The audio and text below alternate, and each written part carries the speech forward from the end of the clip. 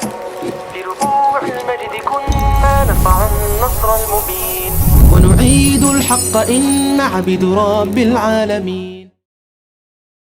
Hello, everyone, and welcome to Blogging Theology. Today, I am delighted to talk to Firas Zahabi. You are most welcome, sir.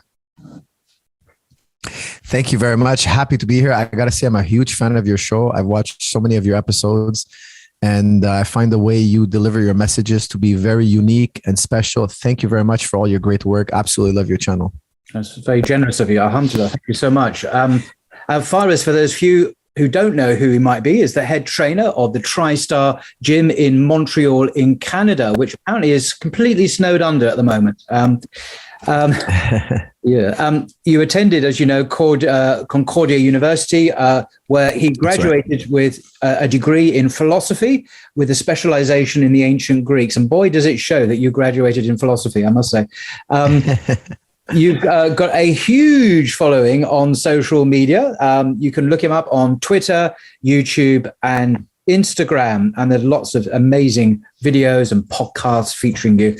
Now, you've recently he gained much respect, not least from myself, for your brilliant destruction of Stephen Fry's complaining and insulting God argument on the Dean Show, which is a must watch if you haven't already seen it. I'm really serious. It's very, very good.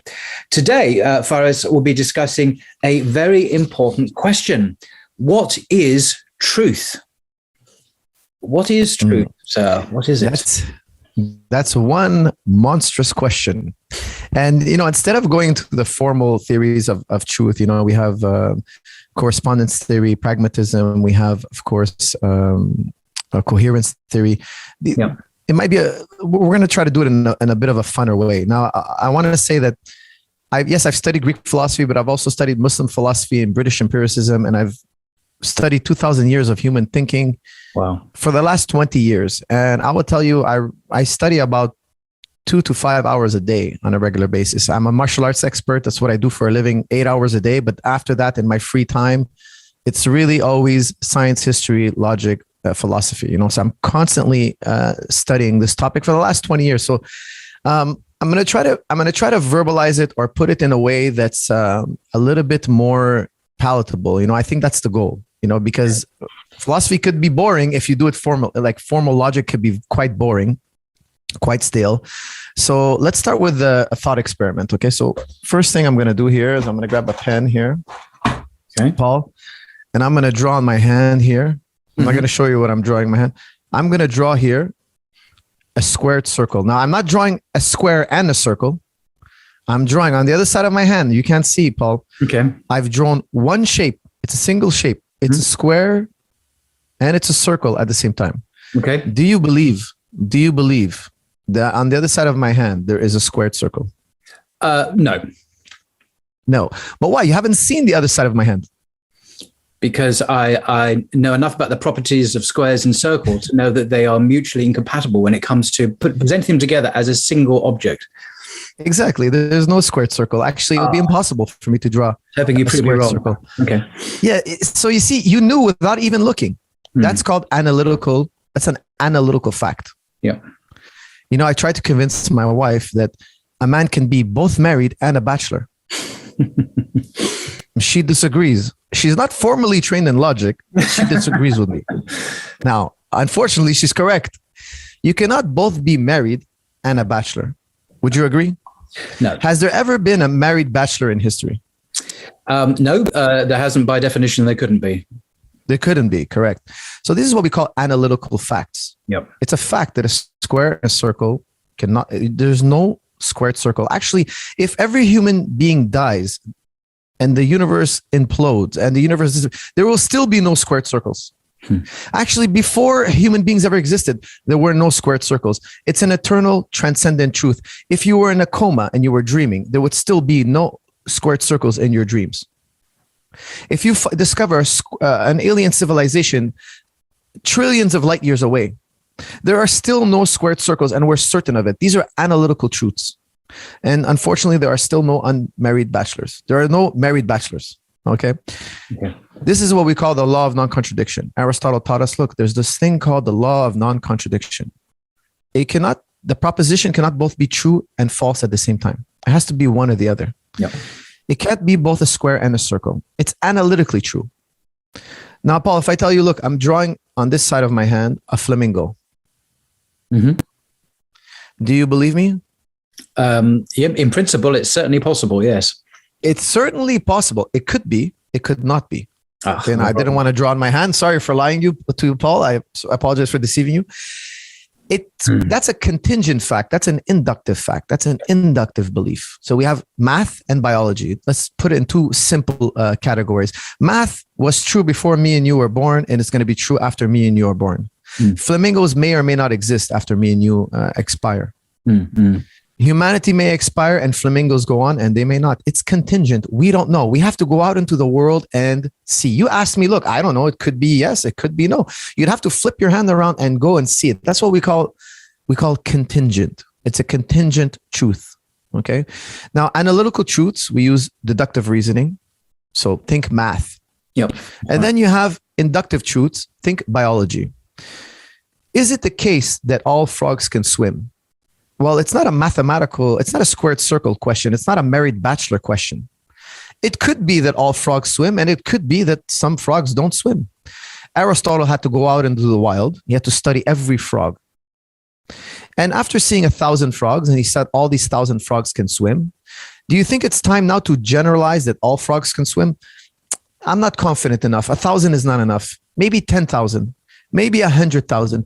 Maybe I go and I meet another scientist from across the world, and he says all the frogs I've observed also all can swim. And I share notes with the scientific community, and we all come together and we say, look, does anybody ever see a frog that doesn't swim?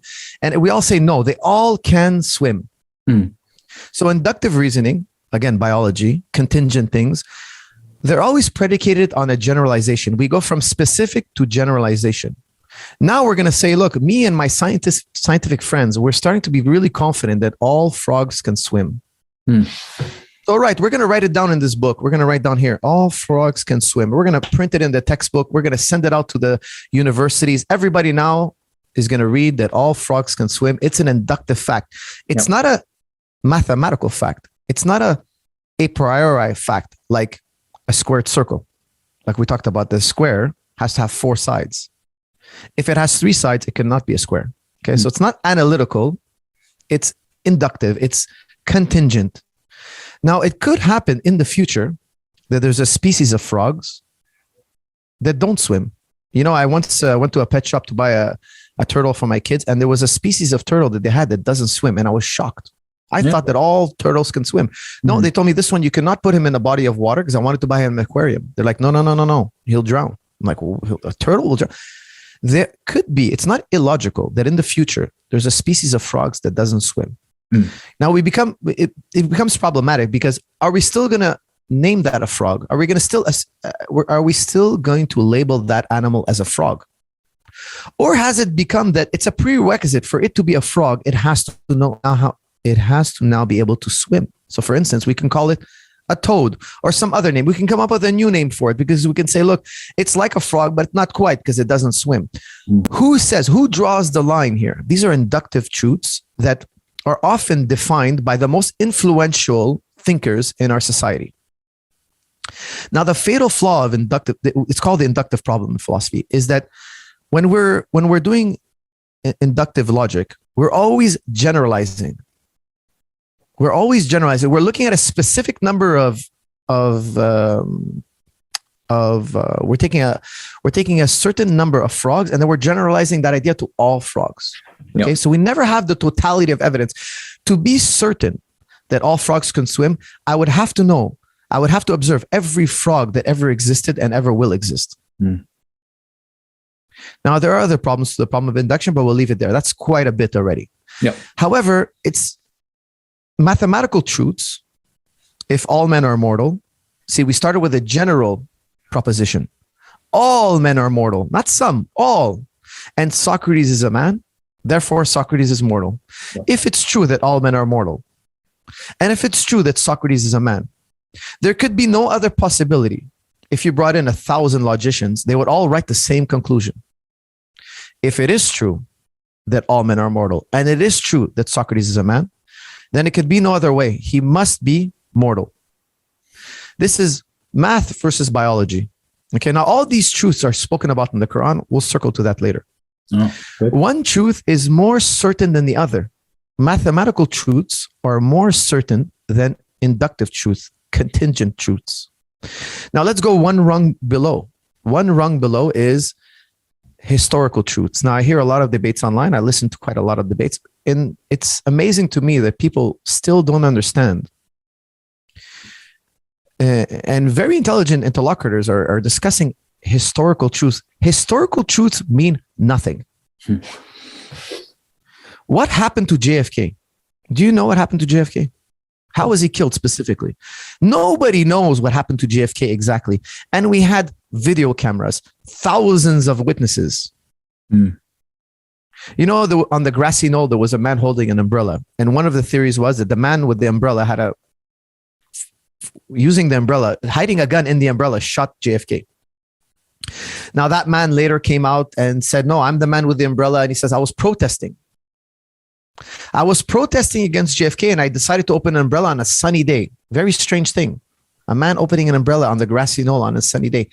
Now, some people still today believe that, no, that guy's lying. He came out just to basically hide in plain sight. Some people think there were 3 shots fired. Some people think there were 2 shots fired. Some people think it's impossible.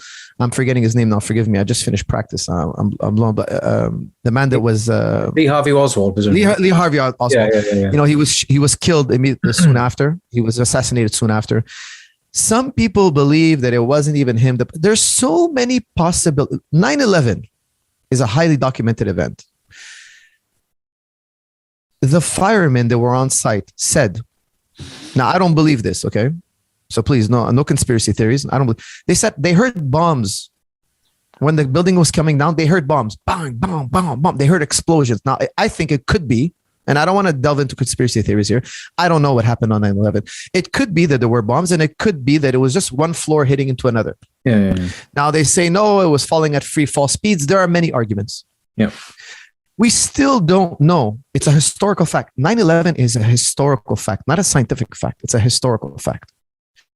9/11, there was Building 7 collapsed. People till today argue over what happened to Building 7. Now, to make it a scientific fact, we would have to repeat the process all over again. Now, as a morbid idea as it is. Now, of course, we wouldn't use human beings. I'm talking about colliding a jet robotically, of course, into an empty building and seeing, will the building fall? How would you explain what people think they heard? Mm-mm. You cannot repeat ancient history. There are too many unknown variables. Ancient history is full of biases and mysteries. When the Quran tells you, all those who say they know what happened to Christ are in full of doubt. Allah is telling you that historical facts, you know, historians say, oh, it's a fact that Jesus was crucified. Yeah, historical fact, which is the weakest type of fact. How many historical facts are untrue? Many over time will be overturned. New evidence. Tomorrow we can have new evidence that overturns what happened in JFK. You know, for instance, I'll give you a great for instance. Bonaparte. Oh, yeah. Bonaparte. What's his first name again? I can't believe I'm forgetting his first name. Napoleon Bonaparte. Excuse me, I'm low blood sugar. I just finished wrestling for 3 hours. Gosh. Napoleon Bonaparte, after I don't know how many hundreds of years he was dead, they sold his hair to there's a collector of Bonaparte, a famous collector. He loves Napoleon Bonaparte, collects everything about Napoleon Bonaparte. He bought his hair in an auction. He bought Napoleon's hair in an auction. Very macabre. Yeah. And then they tested his hair and they found out, hey, you know, he was poisoned. Rewrite history. Napoleon Bonaparte was poisoned. He didn't die from a malady. No. This was a deliberate assassination. Now, is it Napoleon's hair? I don't know. Do you know? Were you there when they cut it? These are things that there are always question marks and unknown variables. History is written by the champions. History. Let me ask you something, Paul. What is a rumor? A rumor is an unverified belief. History is full of rumors. You know, they did a study on Twitter. Rumors spread faster than truths. True. Just because it's widely held and widely believed doesn't make it a scientific fact or a logical fact. You earlier knew that I didn't draw a squared circle. You earlier said, hey, it may be a flamingo on your hand, may not be. A historical fact is even lower than that. Mm-hmm. A historical fact is almost meaningless. If you want me to base my beliefs on history, you're asking me, if you're telling me, the Quran is telling you, base your religion on the most secure and trustworthy thing. And we're going to get to it. We haven't even gotten to it yet. Not on the loosest, weakest.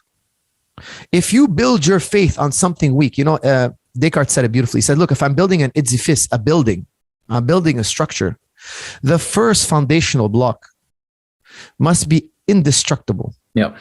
If I build an edifice, a structure up high to the sky, if the first block is not the strongest, it'll collapse. Once there's a crack in the foundation, the whole thing will come down. We have to find an undoubtable truth. We have to have contact with naked truth, direct contact with truth. Islam is about direct contact with truth. We're going to get slowly there. In the Bible, Paul tells us, if Christ didn't die and wasn't resurrected, your faith is in vain. All your prayers, all your sacrifices, all your fasting, throw it by the wayside. Now, I think he's technically wrong there. Okay. But that's a different topic. Now, he's telling you, look, you have to figure out what happened to Jesus Christ 2,000 years ago. This is what we call abduction. Sherlock Holmes, you guys are big Sherlock Holmes fans, I assume. I don't want to generalize here. But he lived just down the road in Baker Street. He's just a mile away from down the road from here, yeah. He's using abduction, Sherlock Holmes. Now, Sherlock Holmes might walk into a room and say, look, I know the murder weapon is in that second drawer right there. How does he know? Well, he looked around the room. He deduced certain things. This is abduction now. And he says, look, murder weapons is in the second drawer and the butler did it. You know how it works, right? You're quite familiar with Sherlock Holmes. Absolutely. You're asking me now to use abduction. Now, abduction is even lower. It's even lower than induction. You're asking me to found my beliefs on something weak. The Quran is telling you no. Go back to the Fitra. Go back to the natural disposition, the natural religion. Now, I'll tell you something. There are people who believe in God. I don't believe in God. I know God. I've went from belief to certainty. And every Muslim, and you can't be Muslim with belief. That's okay. It's halal. It's not wrong. You're a believer. Alhamdulillah. And we should talk about what believer means, actually. Mm-hmm. Because I'll tell you, anyway, that's a different topic. I don't want to go on a tangent, but you can get to knowledge, naked truth, direct knowledge. So we said there's mathematical facts. I'm using math here as an analogy. Okay. Right. We say the word analytic or a priori, then a posteriori or contingent truths, or a synthetic a priori statements from Kant, but we're not going to go down there. Okay, that's a different topic. That's a different topic. Topic. Interesting topic, but a different one. I want to keep it simple, crystal clear. That's the goal here, to keep it crystal clear. And then we have these historical truths. Basically, you get to do the scientific experiment, but you never get to observe it directly, and you can never repeat it. Don't forget, science. When you put a room of philosophers, elite philosophers in a room, philosophers of science, you put them in a room and you ask them, what is this thing called science? What is this thing, natural science? What is it? We all agree at the end that science, and I challenge anybody in the world, any PhD in the philosophy of science, challenge me to say what I'm about to say next is incorrect. I challenge anybody in the world, not the layman on the side who's read a book or two. No. Bring me a PhD to disagree with me. Bring me a world-class philosopher of science, and you tell me what I'm about to say next is wrong. I'm going to give you a proposition, and this proposition, we have consensus. All of us agree. All of us, all elite philosophers. This is what we call small circle philosophy. Only the elite thinkers got to this level. Most of them, they like philosophy to a certain degree. They never got to black belt. They never got to this level. Okay, this is what we call small circle. Science is the faith that the future will behave like the past. Science is a type of faith that the future will behave like the past. The inventor of the scientific method, the modern scientific method, Imam excuse me, my blood sugar is low. Yes, I know what you mean as well. I've forgotten his name as well. It's obviously Ibn al-Haytham. exactly. I'm forgetting his name. Good. A Muslim. I'm forgetting his name. A Muslim scholar. He invented them. He said, "Look, see for yourself. Here are the parameters." Al-Haytham, Ibn al-Haytham. Excuse me. Yes. Here are the parameters. Here's how I did it. Here was my hypothesis. Here's the test. I tried to remove all subjectivity. Here's the test. It's repeatable. You see for yourself. He famously wrote, "See for yourself." That means you could do it at home yourself in your lab. Verify what I did. Yeah. And we observe nature. Nature has these patterns and regularities. And we say, look, we've noticed these patterns and regularities, and we predict that it will happen again in the future. That's what science is. Science boils down to the faith that the future will behave like the past. I challenge anybody in the world to tell me that this is not the foundation of science. Now, for instance, you see the sun rise every morning and you see it set every night. Yes or no? Yes. And you've seen that so many times that now you have a faith that tomorrow it will rise and tomorrow it will set, and you've never seen it any other way. Yep. You have this faith. This regularity is so automatic. It's so believed because your ancestors saw it also, and it never changed. And it's such an easy thing to believe because nobody questions it. Tomorrow will be just another day where the sun rises. Now, suppose you have all your faculties, but I erase your memory about sunrises and sunsets. Everything else about you is the same. Tomorrow, when you wake up and you see the sunrise, you're going to be shocked. You're going to be amazed. And when you're going to see it set, you're going to be amazed. And then after a few hundred cycles, you can be like, hey, it's just another day. I expect it to rise tomorrow and I expect it to set. There is no logical necessity for it to rise and set. This is also in the Quran. The Quran tells you, see the night and the day, the cycle of night and day. For those who think there's a sign in there for you. Because ultimately, and I'm going to make this point later, inshallah, all beliefs, all either analytical or contingent, the ones we talked about, math and biology, are all a type of religious faith. Truth is a religious experience. I'm going to get to that in a little bit.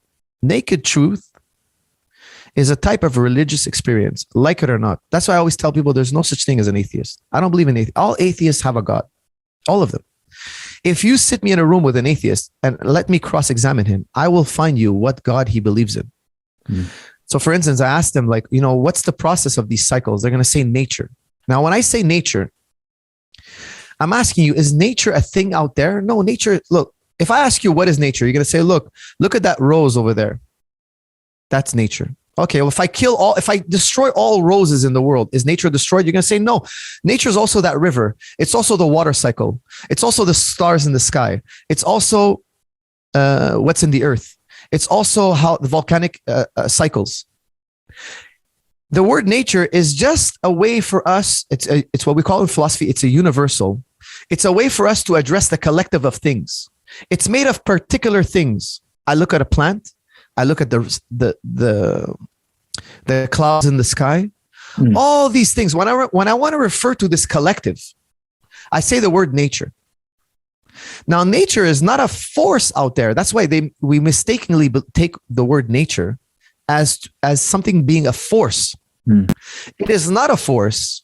Nature is something we refer to, is a category. It's a universal. Philosophers, we say, nominalist philosophers, Muslims, we are nominalists. Know it or not, we are nominalists. Nature is not a thing out there. Nature is a category in here. It's a projection of the mind. It's a way we address the world.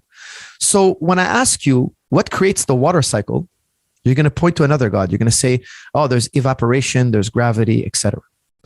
Gravity, again, is another force that's never observed in nature. What you observed was a pattern.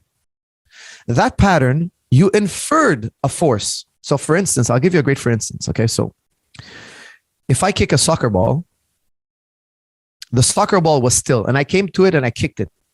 And Isaac Newton said, an object will stay at rest until a force is acted upon it. We all know this 3 laws of motion. And that one was pretty easy. I think everybody would agree. The genius of Isaac Newton was that he said, an object will stay in motion until a force acts upon it. Because when you kick a soccer ball, It doesn't go on forever. It hits air resistance. We didn't know it was slowing down and hitting the ground because of air resistance.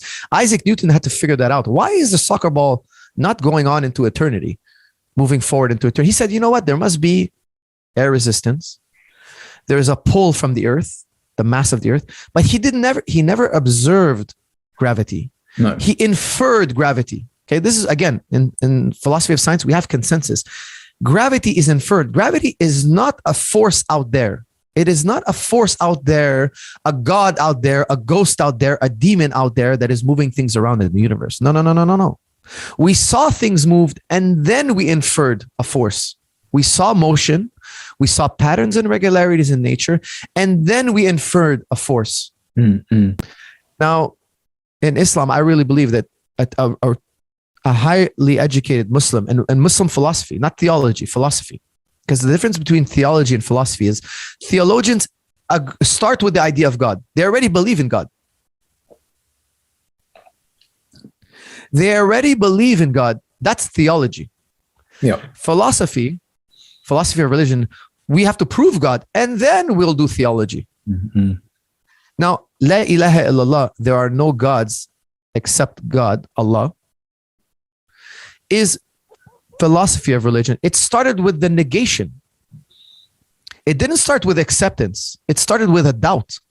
We reject all these gods, nature, randomness, gravity. These are all gods that are not out there. If you read Kant, you read Ghazali, you realize they are projections of the mind. Now, these are not my personal philosophies, okay?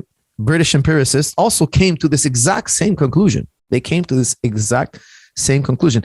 Atheists agree with us that gravity is not out there. It's a pattern and regularity, and we bookmarked that pattern and regularity, and we called it gravity. That word gravity, over time, for those who are not experts in epistemology, they came to believe it as a force, and I consider that to be an idolatry. It's a minor shirk. It's a type of idolatry. You know, in the Quran it says, see that bird in the sky flapping its wings? None but Allah holds it up. Now, what does that mean? If I took a bird, the Arabs knew if I took a bird and I broke its wing, it's not flying anymore. How come Allah is not holding it up? They knew that if there was a gust of wind, it would lift the sand. They knew that wind lifts sand. What Allah is what the Quran is saying is all these patterns and regularities. There are no forces out there. There are no other deities. There's only one force. Every motion and every pattern and regularity you observe is created by Allah. There is only one force. There's only one force. Now, I love how atheists try to lecture us about Occam's razor. They're guilty. They are guilty. Muslims should be the masters of Occam's razor. Islam is telling you, there are no deities save this one God. Muslim skeptics. Ghazali was such a skeptic. He didn't believe anything. He said, Ghazali said, isn't it weird? All the Christians they're born Christian, they die Christian. The Muslims are born. Aren't we indoctrinated? It's all doctrine. He asked these questions. There's a point of doubt. If you're an expert in doubt, you doubt so much. You doubt existence. You doubt the I. You doubt the self. What is the self? David Hume said, "Look, there is no I. There is no self." Maybe we'll get to that later in this conversation. But philosophers, we can't even put the ego in a test tube. We cannot put the I. What is the essence of something? What is the essence of a human being? We cannot even define it. It seems that the whole dunya is subjective. Except this one thing, skeptics, we find this one thing. And when we graduate to this one thing, oftentimes we'll be called mystics. There's this one thing now where doubt is proof. You can no longer doubt. Doubt actually becomes a type of proof. You've come now to this point of awareness. This point of awareness, this death of all paradigms, is simply expressed as La ilaha illallah. And you have direct experience with this. This is what the Quran is telling you. The Quran is a reminder of your natural born religion. Yeah. Now, I want to remind you of a time before you were born where you didn't know your name. You had no idea of your ego. They say the ego is developed at about 1 year of age. and you didn't know the dunya. You didn't taste anything sweet or warm or cold. You had no experiences with the dunya. You only had this awareness. This is very early in your development. You were born with this fitra. You were incubated in this fitra. And the Quran is telling you, go back. You know, in the Bible, there's many things that are argued. Did Jesus say, did not say?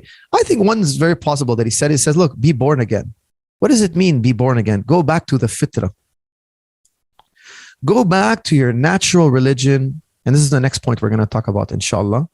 Intuition. We're going to graduate from historical truth to inductive truths to mathematical truths, a priori truths. And we're going to touch finally intuition, the mother of all truths. And actually, intuition,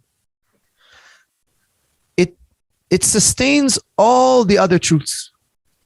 All the other truths depend on intuition. So we're going to talk now about the tabula rasa. Okay. John Locke said, look, you, Paul, are a blank slate. You're this virgin sheet of paper. Anything in your mind is this virgin sheet of paper. If you tasted honey, now you know about honey. Let's write down honey. Paul now knows about sweetness, honey, liquids. Then Paul ate an apple. Okay, now he knows the color red. He knows the crunch of an apple. He knows the sound an apple makes when you crunch into it. Okay, Paul, now today he rode a bike. Okay, he knows about pedaling. He knows about turning left and right. All this information now is being written on the tabula rasa. This is your mind, okay? And now we're going to talk about your tabula rasa. Once anything on the tabula rasa had to go through your senses, John Locke says. So if you were blind your whole life, you would never have anything about the color red on your tabula rasa. Your tabula rasa has no experience with the color red. If you were a supremely intelligent being and you were blind, no matter how much I tell you about the color red, you can never imagine it. To you, this is an alien subject. It is unknown and you cannot imagine it. Yeah. Now, you, Paul, you've seen the color red. You've seen a man. You've seen men. You've seen human beings. You've seen reindeer. You've seen reindeer, yes or no? On television, yes. On television? Yeah. Have you seen this? Have you ever seen a sled? Yes. Have you ever seen a bird fly in the sky? Absolutely. Okay, these are all things you experienced. They're all in your tabula rasa. They were in the senses: sight, smell, taste, touch, hearing. And now they're all on your tabula rasa. Now, once they're in the mind, Paul, you can jumble them up as much as you want. Now you can invent Santa Claus. You saw a man, you saw a bird fly, you saw a sled, you saw a reindeer. Now you can jumble up Santa Claus. Does Santa Claus exist? Could be, could not be. Things that are jumbled up in the mind may or may not exist. However, the simple experiences have to exist. The color red has to exist. Man has to exist. Reindeer have to exist. Flight has to exist. If you were blind, Paul, you would never know the color red, no matter how logical you are. You need it to have it. You need to have it in the senses. Yep. In the Quran, it says Abraham, he saw the stars. And he said, this is my God. And then the stars set and he says, no, my God doesn't set. Then he saw the moon. The light was even greater. And he said, this is my God. Now, again, I believe he was doing this in jest. Maybe it's because I'm too uncomfortable with thinking that Abraham alayhi salam was ever a worshiper of stars or moons. I think he was doing it in jest because the pagans worship stars, moons. Yeah, exactly. That's a separate topic. Okay, I think he was doing it in jest. Okay, so but it's in the Quran. Yeah. He says, I see the moon. I worship the moon. The moon's light is even greater. I worship the moon. Then the moon sets and says no. Then he sees the sun, and the sun's light is even greater. He says, I worship the sun. And then the sun set and he says no. He realized that he was jumbling up. He had this idea of God, this fitra, this innate belief of God. And then he saw these wondrous things in the world and he joined them together with God. Just like the Greeks say, Zeus is the god of lightning. They took the belief of Allah and they jumbled it with the idea of lightning, because lightning comes from above and it's so powerful and scary and marvelous. They connected ideas together. That's why when I speak to an atheist, I tell them, you already believe in Allah. You already believe in God. I'll prove it to you now. I want you to imagine in your mind the R7-1. I want you to look at it in your mind. Not the letter R, not the number 7, the object I'm referring to. I want you to flip it upside down. I want you to turn it around. I want you to picture a yellow version of it now. Now picture a blue version of it. Everybody's wondering, what's this R7-1? I have no experience of R. I never went out in the world. What's he referring to? Because I made it up. There's no such thing as R7-1. I'm not this sound I made, R7. I'm not labeling it to anything in the dunya. Nothing. I made it up. That's how a blind man feels when you talk to him about the color red. He's like, what is this guy talking about? I've never seen an R7-1. I want you to see what a blind man experiences.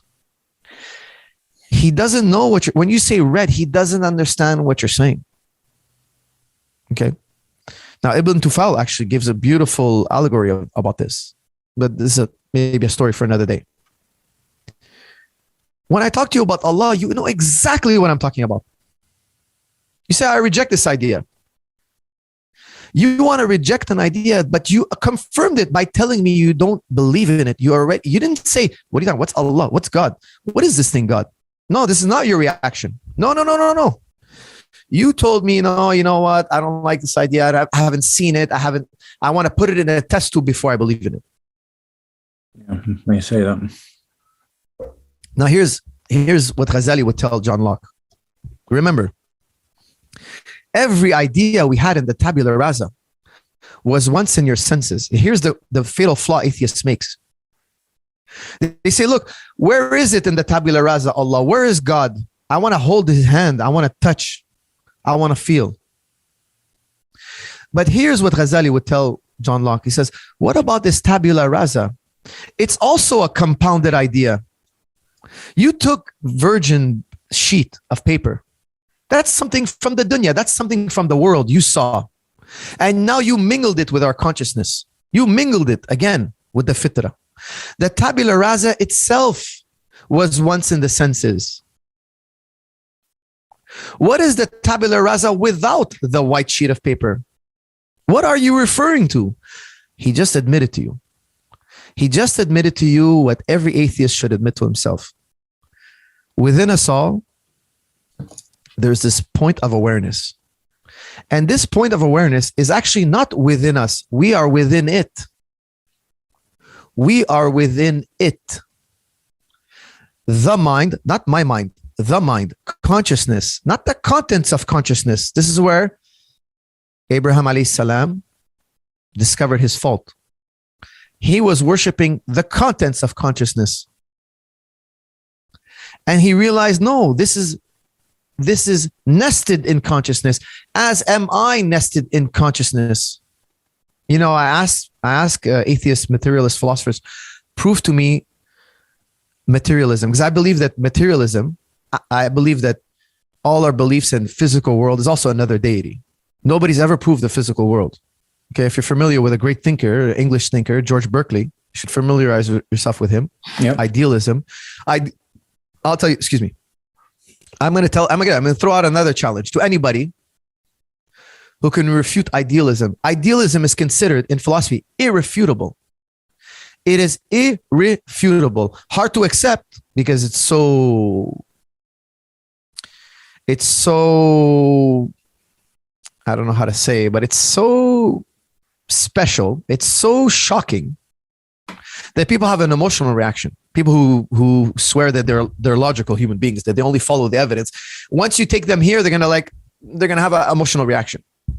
It's too powerful. It's too emotionally stimulating for people to even look at it. So, anyways, I don't want to go off on a tangent here, but I can guarantee you, there's never been a human being on the face of the earth that has refuted idealism. Idealism is considered irrefutable. You can take that to the bank. Okay. Now, we're talking about materialist philosophers. They say, look, I asked materialist philosophers, show me how physical things exist.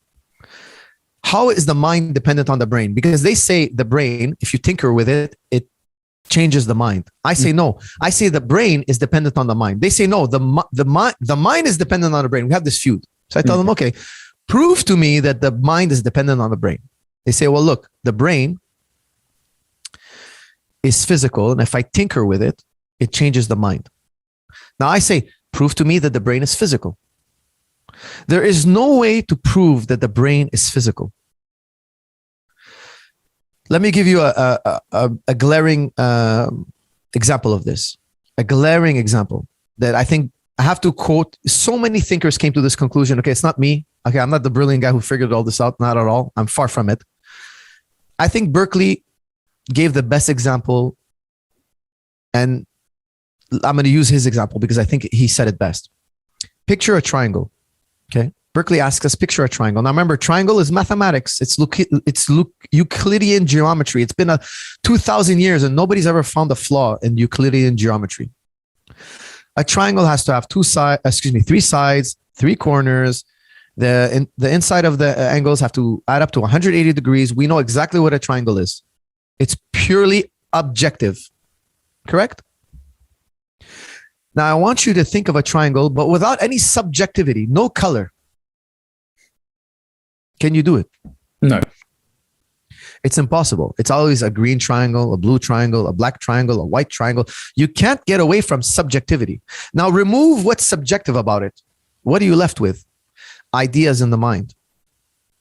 There's nothing left. So you're calling something that's objective a color. Sorry, you're calling something that's subjective a color. The triangle is made of a color, right? The green is subjective. And then you're superimposing your objective ideas on that subjective things. So even objectivity is reliant on subjectivity. Now let's define objectivity and subjectivity to our I know I'm sure you're aware of the differences, but Descartes said it best. So I'm going to quote him. Think of an orange. If I were to weigh an orange, you and me would come to the same conclusion. If we measured its circumference, me and you would come to the same conclusion. Yes or no? Yes. Now, if I asked you, is an orange tasty? You would say what? Maybe yes, maybe no. That's subjective. It depends on you. It could have been otherwise. It could be an answer yes, it could be an answer no. Remember, we talked about math and then biology, and one is necessary and one is contingent. One may or may not be. All your necessary truths are actually dependent on these subjective elements. So every time we find something with a doubt, we remove it. Skeptics, we become mystics. When we've gone so far that we've gotten to a place where there's no more removing. You can't now. There's just this awareness. That's why I always tell people, Allah is not something you see with your eye. Allah is what gives you seeing. In science, they call it the hard problem of consciousness. They wash their hands of it. They say, once we get here, we stop. This is the hard problem. We have no idea. We give up. They call it the hard problem of consciousness. The easy problem, the wirings in your brain. The electrons, the blood flow, the gray matter, one brain state transforming into another. That's the easy part. The flesh. The Quran talks about them. They say they only know the appearance of things. They never think about themselves. They never think about themselves. Now, my my philosophy is popular for making things simple. Okay, so I'm going to try to make things extra simple. We're going to talk about intuition now. Right. If you don't mind. Please. We're going to, instead of giving a boring lecture, I'm going to give you a thought experiment, inshallah. I think that thought experiments are much better than logical arguments. Suppose we're going to build a Paul 2.0. We're going to build a robot. Okay. Humor me for a second. Instead of bones, he's going to have steel as a skeleton. Instead of skin, he's going to have sheet metal. Instead of a heart, he's going to have a pump. Instead of blood, he's going to have an oil that goes through his system. Instead of a brain, he's going to have a computer. Instead of an eye, he's going to have a camera. Instead of an ear, he's going to have a recorder, etc., etc., etc. Much better. Now Paul 2.0, he has a program. It's if this, then that. Now he's studying the blood and flesh, Paul. He's following you around. Paul 2.0, robotic Paul, he's following you every day. And he studies you. And he sees if Paul wakes up, then he drinks coffee. 99 times out of 100. So when I wake up, 99 times out of 100, I run the algorithm. If at 8 a.m., then coffee. If between 8 a.m. and 10 a.m., coffee. He figures out an algorithm. If this, then that. If this, then that. If it rains, Paul gets an umbrella. So Paul 2.0, if this, then that. He puts on his umbrella. He's following you every day and he's copying you every day and he's getting more and more like you every day till the point where we can't differentiate between you and him. He's so sophisticated, Paul. Paul 2.0 is so sophisticated. His algorithm for if this, then that is so sophisticated. It even makes exceptions for when you're in a bad mood. If Paul is like this, then that. He figured you out so well. He's copying you so well. Now, Paul 2.0 he's so interested in knowing everything about you. He's following you. He's copying you. He's doing everything exactly like you. Is Paul 2.0 human? No. Why? But he's exactly like you in every way. He's still not human. He's only if this, then that. Now, here's another question I want to ask you. Does Paul 2.0 have any subjective experience? Does he know the taste of an orange? He followed you around. He said, if, he knows more about you than you know about yourself. Did you know, Paul, that if it's a rainy day in February and it's between this and that temperature, you go to the fridge and you eat an orange? You don't even know that about yourself. But Paul 2.0 says, you know what? The statistical probability that Paul's going to go to get an orange right now, he knows everything about you. And if this, then that. And he goes and he gets that orange and he eats it. And you're eating an orange in your apartment and he's eating an orange in his apartment. And he just knows that, hey, this is what happened in the past and I predict it's going to happen again in the future. He's using the scientific method to understand everything about you. Yet you, when you eat an orange, you say, delicious. So he repeats, when Paul eats an orange, if this, then that. He says, delicious. Now, he has no understanding of what delicious. He has no subjective experience of delicious. Yes or no? Absolutely correct. This robot only appears to be Paul. He's only Paul in appearance.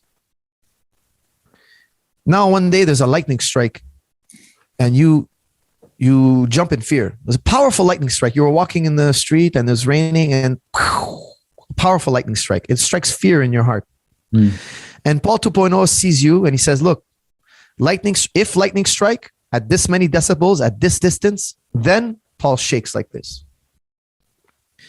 He didn't experience your fear.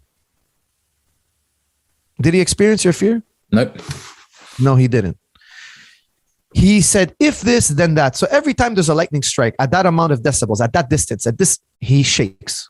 He doesn't know why you shake. He has no idea, but he shakes. He stutters in fear. He has no subjective experience. This is very important. This is a crucial point here. The Quran tells us that when you see lightning, you're filled with hope and or fear. Why? Fear because you might die from lightning. Hope because it's going to rain and your crops will grow. Some people, when they see lightning, they'll come to tears. They're happy. Hey, we're going to survive this season. Inshallah. Lightning will strike fear in some and hope in others. That sensation of hope and fear, Allah is asking you to reflect on it in the Quran. He says, look, you were dust. You were dust. And behold, now you're a human. Soon after you become a human. Now you said to me that robot is not human. I'm asking you, he's also dust. The science tells us we're all stardust. The elementary part, everything in the universe, all tangible things are stardust ultimately. We all come from exploding stars. We are dust. The Quran says we are dust. The scientist, the atheist materialist tells us we are dust. We agree. We're in agreement. Are we not? Yep. Does anybody say, no, we're not dust? We all agree that we come from dust. The robot is also dust, just like you. Yes or no? Yes. Ultimately, he's things that came out of the earth. or from comets out of the sky. Ultimately, we all come from a byproduct of the sun or stars, exploding stars. The table of elements or stardust, we're all made up of table of elements. That's the appearance of things. You know that if I have a, what do you call those? A ventriloquist act. You know, the guy who puts a puppet on his hand. Mm-hmm. Now he's talking with his lips and he could fool the kids, right? The kids will think, hey, that puppet has a mind. We project our mind onto this robot, this Paul 2.0. We think, hey, he's conscious, but he's not. He's really if this, then that. The Quran is telling you, look, you went from dust to human. You agreed that robot was not human earlier on. Correct? Correct. Something is missing. What is this thing that he's missing? Now, Allah tells us in the Quran, he created Adam from dust and then he breathes into him his ruh. That ruh, that consciousness, that thing inside us, you have direct experience. You're not using logic. You're not using the scientific method. You're definitely not using the historical method to know about your own consciousness. Now, for instance, I'll give you another for instance now to make this even more clear. Paul 2.0, he invents a nano robot. It's such a small, tiny robot. It actually goes into your ear. It seeps through the canal. It's so tiny. It can pass between the smallest cells of your body. And this little nano robot goes into the brain. This is a Leibniz example. And it observes everything about your brain. It sees blood flow. It sees neurons firing. It sees gray matter. It sees the sequences. It's relaying all this information back to Paul 2.0. But Paul 2.0 never sees consciousness, no matter how logical he is. And don't forget, he's downloaded all the logical rules of the history of all logicians. He knows he's a master of logic, greater than any human. He's Deep Blue, okay? Deep Blue, the program that beat Kasparov. Yeah. He has every logical argument that has ever been uttered. He has he has the database of every scientific experiment that's ever been published. Yet still, Paul 2.0 knows nothing about your consciousness. Nothing. He needs intuition to have experience of consciousness. He has no intuition. He has no ruh. Ruh is transcendent. It is outside the test tube. It is beyond logic. Even logic cannot encompass Allah. You know, some people say, I've heard even Muslims say, that Allah could only do what is logically possible. I personally disagree. I think Allah is above logic. We'll talk about this another time, inshallah. Maybe we'll have time later on. But there is no principle of sufficient reason, PSR, that encompasses Allah is above logic. And I'll explain to you why later this is the case. Your logic cannot grasp Allah. Your logic can only point to Allah. And I believe there, the Muslim thinkers say there are two ways to Allah. One, logic. You study the world. Yes, there's logic, and you can point to Allah. And you could say, look, the world, it would be an infinite regress. There are logical arguments. There are Kalam arguments that hold water. But this is the secondary way to know Allah. There is a primary way to know Allah. There is a primary way.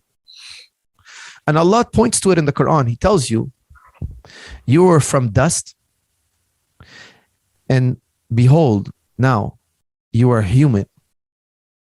Now in philosophy, we have this fallacy we sometimes refer to as mystery, therefore magic. If it's a mystery, it must be magic. This is not the logical leap we're making. You know why?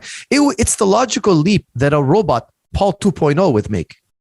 Because he's trying to use logic and scientific experiment to figure out everything about you. He doesn't have direct experience with consciousness. Allah is asking you about something you know directly.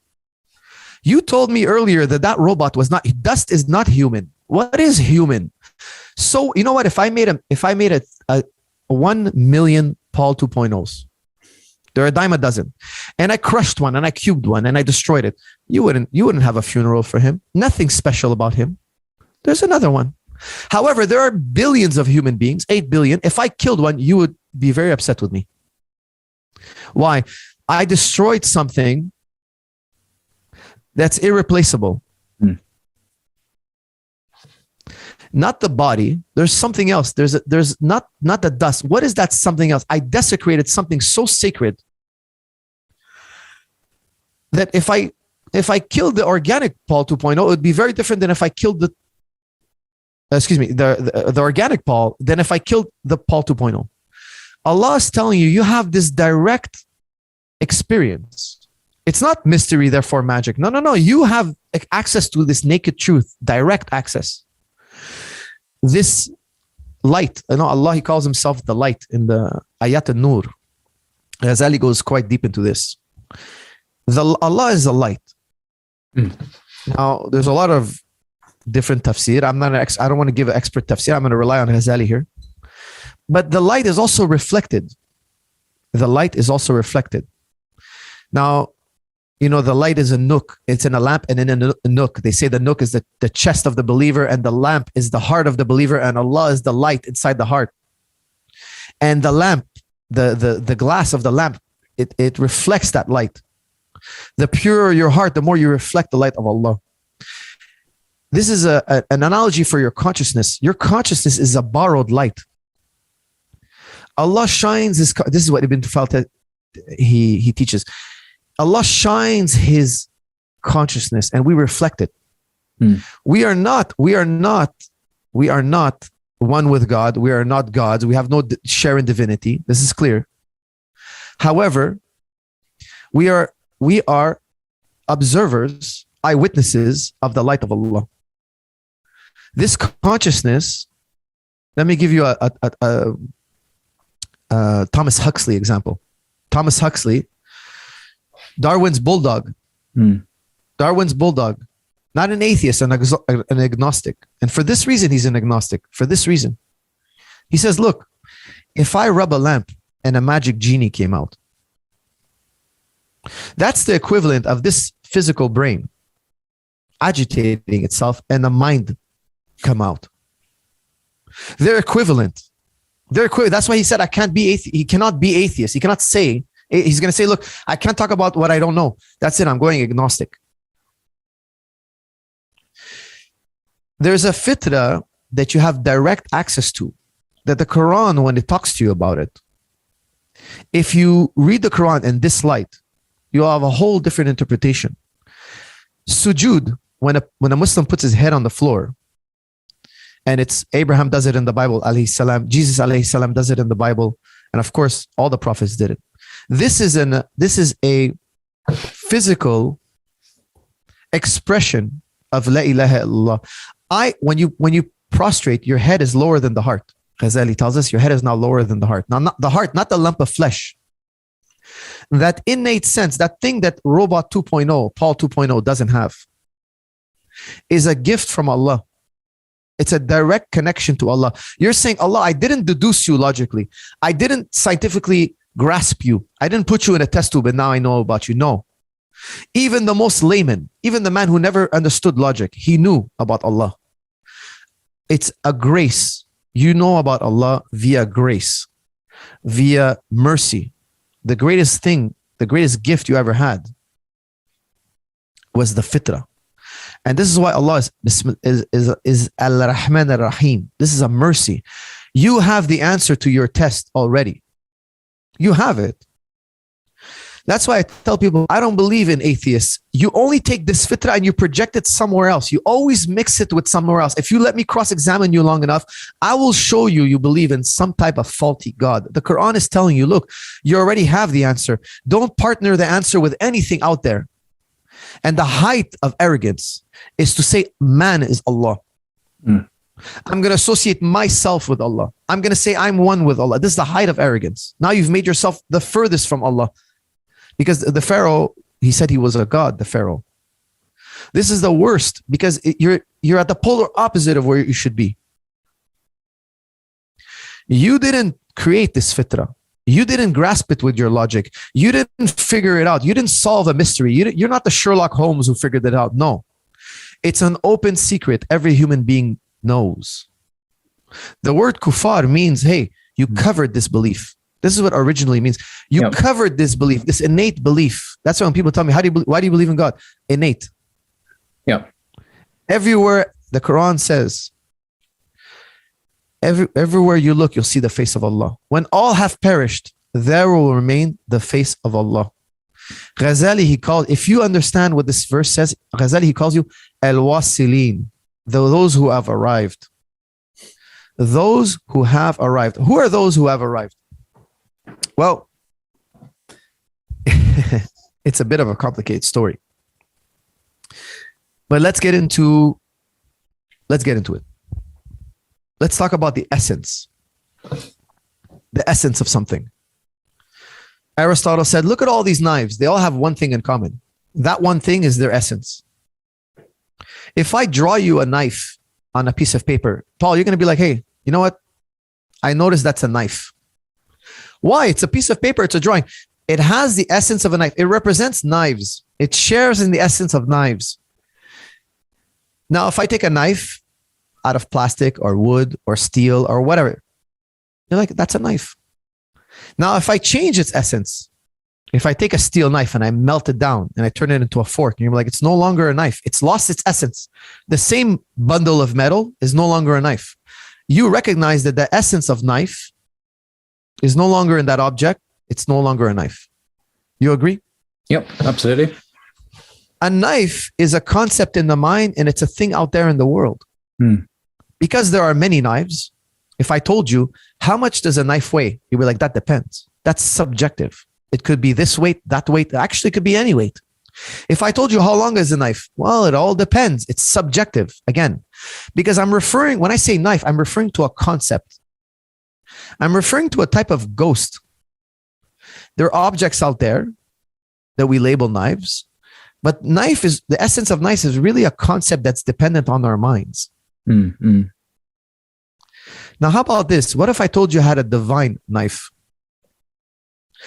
There's only one knife like this in the world. There are no other knives. There will never be another knife. There will never be another knife, Paul. And this knife is never changing. It doesn't change. It doesn't go through stages. It is the way it is. It always was that way, and it will forever be that way. And there will never be another one. You see, your concept of knives, because there are many knives, you've made a collage in your mind. Knives represent this idea. There are many human beings. So you have an idea in your mind, archetype of what a human being is. That's the essence of human being. All human beings share in this archetype. Allah has no archetype.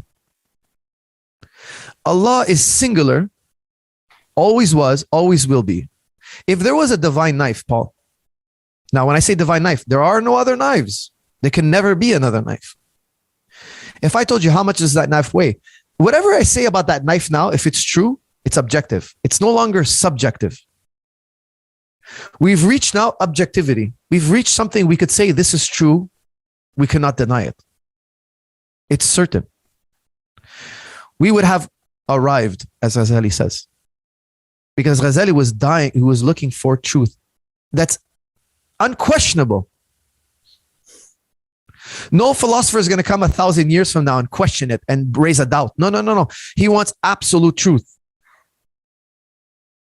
Allah is al-haq, and we're going to get there, inshallah. There is, for him, for the truth to be, it cannot be a concept. It cannot be an archetype. Archetypes vary. They are subjective.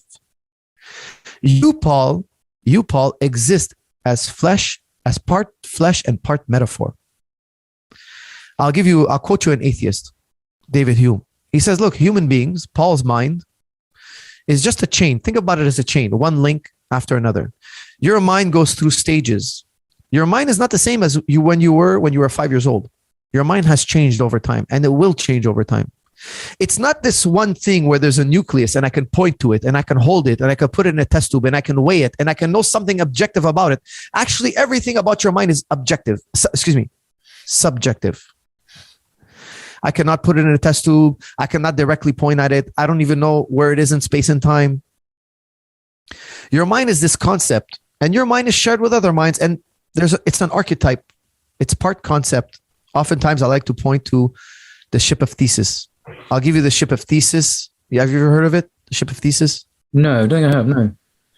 Picture a ship. It has 99 parts. It's a man, the man who owns it, his name is Theseus.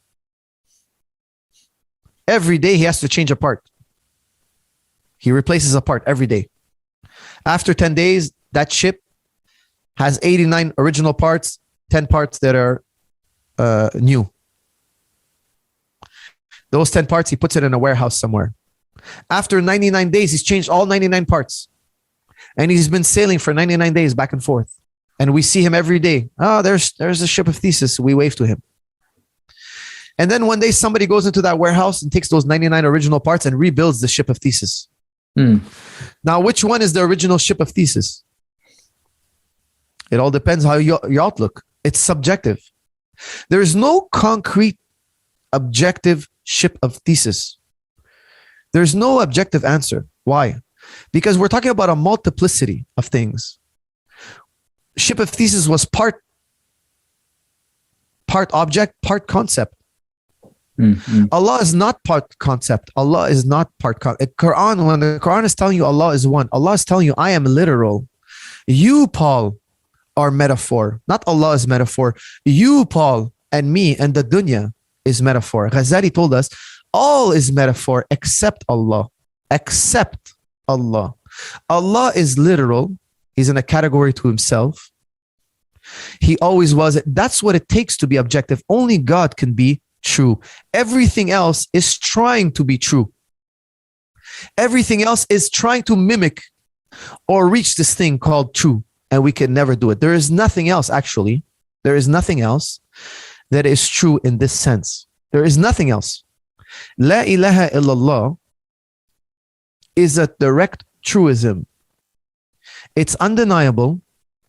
It always will be true and forever unchanging. It is never, even Adam, when he was alone, he was not objectively true because Adam was in transition always. He was learning, he was growing, he was decaying, he was going through a process. He was finite in some sense. He was limited in some sense. He is part concept. We are part concept, the whole world. And when you come to this realization, Ghazali tells you, now you've arrived. Now you've understood. Now, René Descartes, he wrote a book called The Meditations. And in my opinion, he studied Ghazali for certain. Interesting. Yeah. For certain. There's no doubt. Okay. I consider myself to be an expert in Descartes. Yeah, I noticed when I read Ghazali, hang on, this sounds remarkably like René Descartes, who's writing 5 centuries later, but yeah. Absolutely. So Descartes says, look,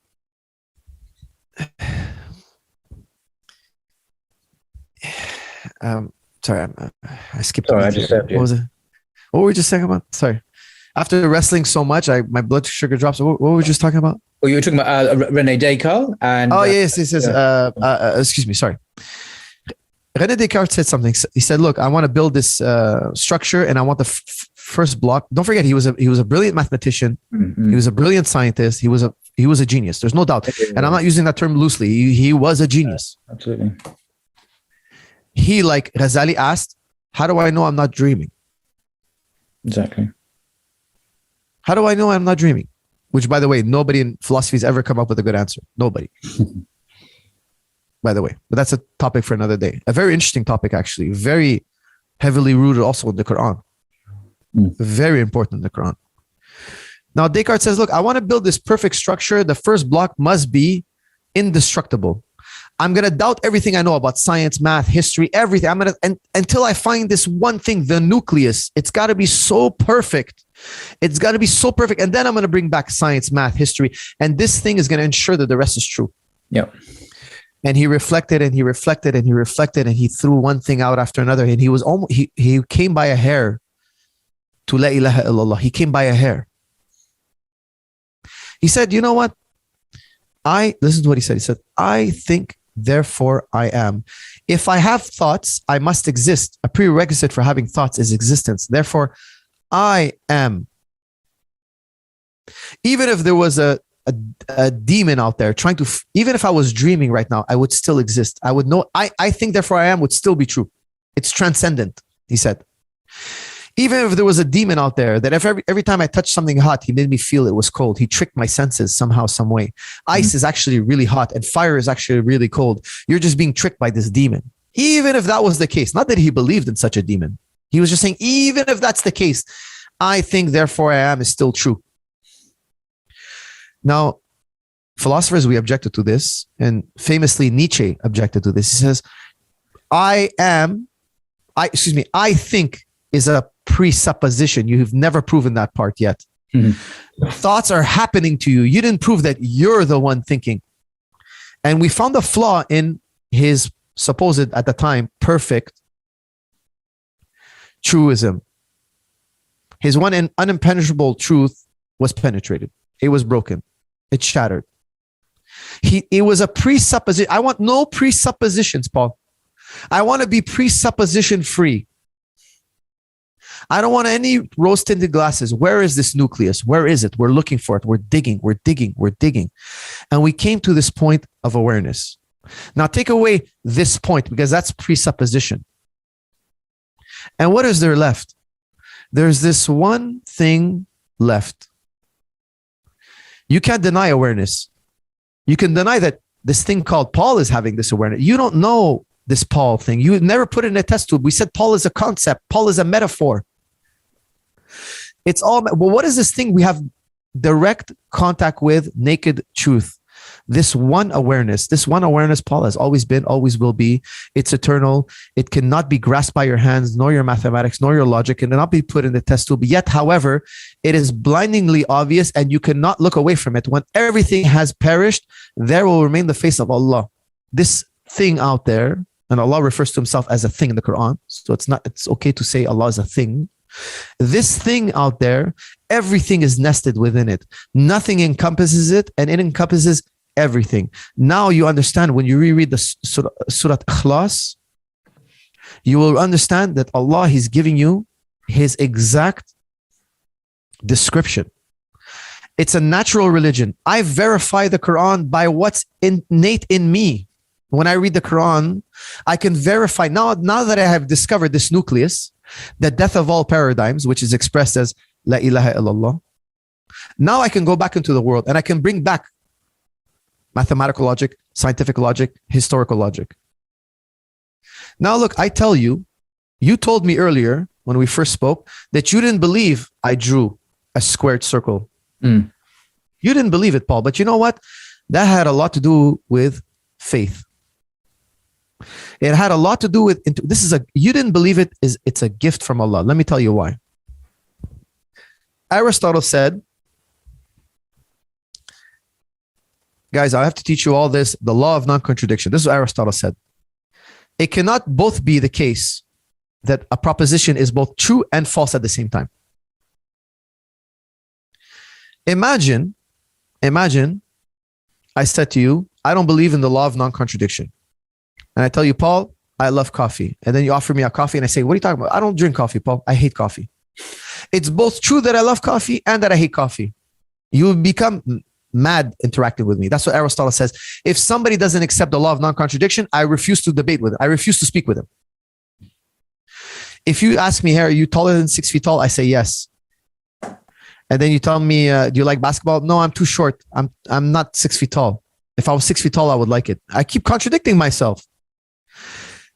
Then Aristotle just washes his hands from you. He says, look, if you don't accept the law of non-contradiction, I won't debate, I won't speak with you, I won't interact with you, etc. Now I ask you, Paul, how do you know the law of non-contradiction? You actually have an innate belief. You cannot explain the law of non-contradiction. Now he says it's self-evident. I can't explain it. I just accept it. It's an axiom. You're innate. You know the law of non-contradiction innately. What supports the law of non-contradiction? Your innate belief. There's a great video about a young girl. I think she's like 4 or 5 years old, and they're talking to her about Jesus, and they're like, and then Jesus learned about God, and then she objects. She says, wait a second, Jesus is God. How can he learn about God? Her intuition is telling her, you told me P, and now you're saying not P. Proposition is true and untrue at the same time. She went back. She said, no, wait a second. Her fitra now is shining. She was never taught the law of non-contradiction. But her intuition is telling her, because where is the law of non-contradiction written? We discovered it within ourselves. It's innate. All your beliefs, Paul, in the end are innate. Your belief in the law of non-contradiction, we say self-explanatory. What does that mean? What does it mean, self-explanatory? Don't ask? What does it mean? It means, hey, I have this deep inner faith that this is true. I'm drawn to it. It's my natural disposition. Now look at your faith in science. Science, we said earlier, we put it in a nutshell. Because remember, we said math, okay? Mathematical truth, law of non-contradiction. You know that innately, Paul. It's a gift from Allah. I cannot explain to you this axiom. We go by faith. It's self-evident to us because we are predisposed for it to be self-evident. Animals in the animal kingdom, they have no idea of the law of non-contradiction. That child, when they were telling her Jesus learned about God, she said, wait a second. He is God. How, you told me he is God. This proposition is true. How could this one now be true? They don't, her fitra is shining. Now, what about your faith in science? Science is the faith that the future will behave like the past. Allah is telling you, look at the cycles of night and day. You're so certain of this cycle, but it's really just a faith. Actually, if I object to science, the scientific world start to attack me personally. They hate me. Not only they don't like me, they hate me. Listen, I'm the biggest believer in science. I have a strong faith in science, but my faith in science is I have a faith that the future will behave like the past. I understand science philosophically. Philosophers develop the scientific method. Some scientists follow the scientific method blindly. They're trained in that method. They don't understand the inner workings of that method. And I'm very open to have a discussion with any scientific expert out there, anybody in the world. Bring me on, we'll have a nice civil discussion. And let's look at the inner workings of science. How was it developed? Why is it the way it is? We could talk about from Socrates, from the pre-Socratics all the way to Popper. Okay, we can go from pre-Socratics to Popper. I'm more than happy to. Your faith in the cycle, your faith in science, is you have this deep fitra. Your fitra is telling you the future is going to behave like the past. Allah is telling you, look, you came from death. Paul, if I tell you I woke up at 7 p.m., not 6:59 p.m. Excuse me. If I tell you I woke up at 7 a.m. and not 6:59 a.m., that means at 6:59 a.m. I was what? Asleep. I was asleep. I cannot wake up at 7 if I was already woke at 6:59, correct? Correct. If I tell you I grew taller, I used to be 5'7" and I grew to 5'10". If I tell you I grew, that means before I was shorter. If I tell you I got stronger, that means before I was weaker. If I tell you I now run faster, it's because I used to run slower. Correct? Correct. One thing is generated by the other. If I told you I'm dying, it's because I'm alive. When I die, I had to be alive to die. Correct? When I was born, when I came to life, what was I before? In a state of non-existence. Whatever it is you want to call it, Paul. That's what I tell atheists. Whatever you want to call it, but you weren't alive. You came from death. You came from non-existence. Allah is telling you in the Quran, like I brought you once from the dust, I'm going to send you back to the dust, and the cycle will repeat. Your fitra is screaming, yes, this is true. This miracle happened already. You know, if we were, picture this thought experiment. Imagine I'm sitting with, we're just observing the world as intellects. We're not in the world. We're just observing the dunya as intellects, and we're seeing the causal chain of things happen. And we predict that, some of us predict that life one day will come to be, and some say, no, there's just dead matter in the world. There's just chemistry and physics. There is no life. There is no genie in the bottle. And then one day, lo and behold, there's human beings, not robots, human beings, not sticks and stones, not physics and chemistry. This thing where you and me, we have this divine element within us, the fingerprint of God or the sign of God within us. Not that we share in divinity at all. I don't believe we are one with God. Some people say we're one with God. No, it's not one with God. Allah is one, and we observe him. We are passive observers of the truth. We are metaphors that are observing the literal truth. So in this paradigm where scientific truths are also a type of faith that the future will behave like the past. Yeah. Historical truth are also historical. Here's the thing with the Quran, okay? When it comes to history, the Quran says something. Ghazali, he really gives a beautiful explanation of the Quran. Now look at the Quran, okay? The Quran tells you you weren't there when the stories of Muhammad alayhi salam would not know the stories of the past if Allah didn't inform him. It says it in the Quran. Yep. You would not have known. You don't know history. You don't have supreme Sherlock Holmes level of abduction and you figured out what happened in the past. No. We had to inform you. However, when the Quran says something about history, Ghazali is asking, how do we know it's true? How does the Fitra tell us that's true? Well, think about the story of, because remember, when we read the Quran, we're supposed to do it through the lens of the Fitra. Then everything makes sense. So for instance, notice the story of Jesus. Jesus alayhi salam, he makes birds of clay, he breathes into them, and they become alive. Now that's happened in history. But it's more than, Ghazali will tell you, it's not just a story that happened in the time and place. It's also, there's a theological truth. Like Allah, he made Adam through clay and breathed into him his ruh, and he made him alive. Jesus sort of does that with the birds. But the Quran tells you, by permission of Allah. Yeah. So Jesus is not God. That there's a theological, I can confirm you that truth right now, even though I wasn't a witness to that event. And so Ghazali is telling you, look, it's true theologically.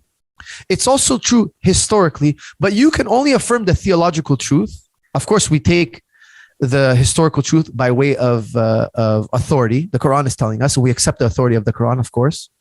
But also there's a theological truth that my fitra can now verify, can now acknowledge. There's a theological truth. The whole Quran is speaking to you through your inductive reasoning, through your analytical reasoning, but most of all through your intuitive, direct experience of the fitra,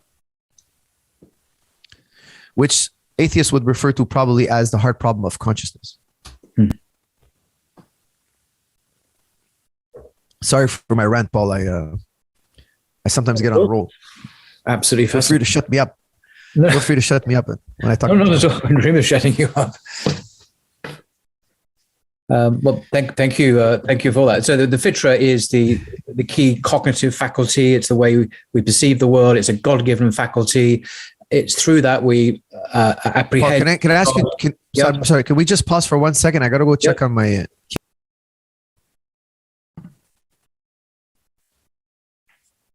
Yes. So thank you for that. As I was just saying, if I've understood you correctly, that the fitra, this concept in the Quran and the Sunnah, is like a cognitive faculty. It's a way, a God-given way that we apprehend the world, the truth of our existence as created beings, and right and wrong, the sense of justice, injustice, even the sense of this law of non-contradiction, which you say is just because it's kind of not written there in the universe. It's not anywhere out there, is it? As you say, but it's in our nature. It's innate. It's in our fitra, and another evidence of our created status as creatures of God, if I've understood you correctly. And you seem to locate that as the surest route to certainty, epistemological certainty. Epistemology being obviously the theory of knowledge, how we as human beings understand things, how we come to know things. That's the surest route to knowledge of the truth about ourselves and life, God in the universe. Is that broadly what you're saying? I would say broadly, yes. Yes, very good, accurate description. It's something you know directly. Yes. Remember, it's the missing ingredient. Remember, we talked about Paul 2.0. He's missing an ingredient. Absolutely. That ingredient, you have direct experience with this ingredient. John Searle, he says, can you imagine a zombie? We say, yeah. He says, that's proof of your consciousness. Because a zombie is human being minus consciousness. Minus that thing. That thing. It doesn't belong to you. It doesn't belong to you. When you say Allahu Akbar, when you pray, you say Allah, the gesture is, I'm taking the dunya and I'm chucking it behind me. Yeah, quite literally. And the self is the dunya. The I, the me. This thing, I am, me, my personality, it's all metaphor. When I was in the womb, I was incubated in the fitra. I didn't know my name. I didn't develop an ego yet. I hadn't known the dunya. All I knew was this awareness. And I was incubated. That's why the Prophet ﷺ tells us all children were born Muslim before the Quran. The Quran tells you, tell the Christians, tell the people of the book that Abraham was upon the truth before the scriptures. You were born with a natural religion. You don't need somebody to tell you about Allah. Now, of course, there's many things about our deen we were taught and informed. Absolutely, yes. But to verify your deen, to verify the truth, when you read the Quran, the Islam is a natural religion and a revealed religion. This is what the Quran is teaching us. You're making a important point here. It seems that some Kalam theologians seem to say, before we talk about God, we've got to establish his existence by the exercise of reason, by logical proofs, whatever they may be. But you're saying, no, actually, this belief is prior to reason. It is instinctive. It gives us that direct apprehension of the divine.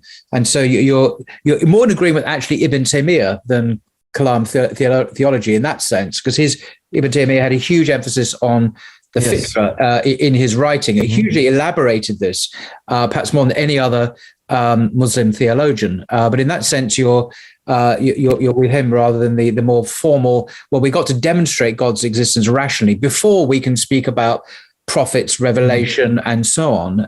But I agree with you that is the Quran's teaching in Surah 30, verse 30, I think it is. I believe that there are two ways to Allah: reason, rationale. And it's not haram. I don't believe it's haram to do this. And I want to make a point to make sure that Muslims should never say philosophy is haram.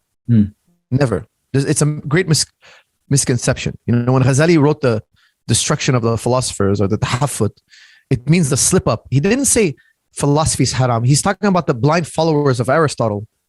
To blindly follow somebody is haram. Yes. Not reason. Philosophy is just a word for formal logic. If you say philosophy is haram, say arithmetic is haram, say mathematics is haram, then go all the way, say geometry is haram. All logic, no. Read the Quran carefully. The Quran tells you use your logic, use your reason, contemplate, think deeply. Muslims don't think deeply enough. That's the true issue. They don't read the Quran and they don't contemplate it enough. They read the Quran and they just verbalize it. No. It's okay to have a spiritual experience. Islam is about spirituality. Islam is about an innate inner experience. There is no greater experience. There is no greater human experience. There is no greater.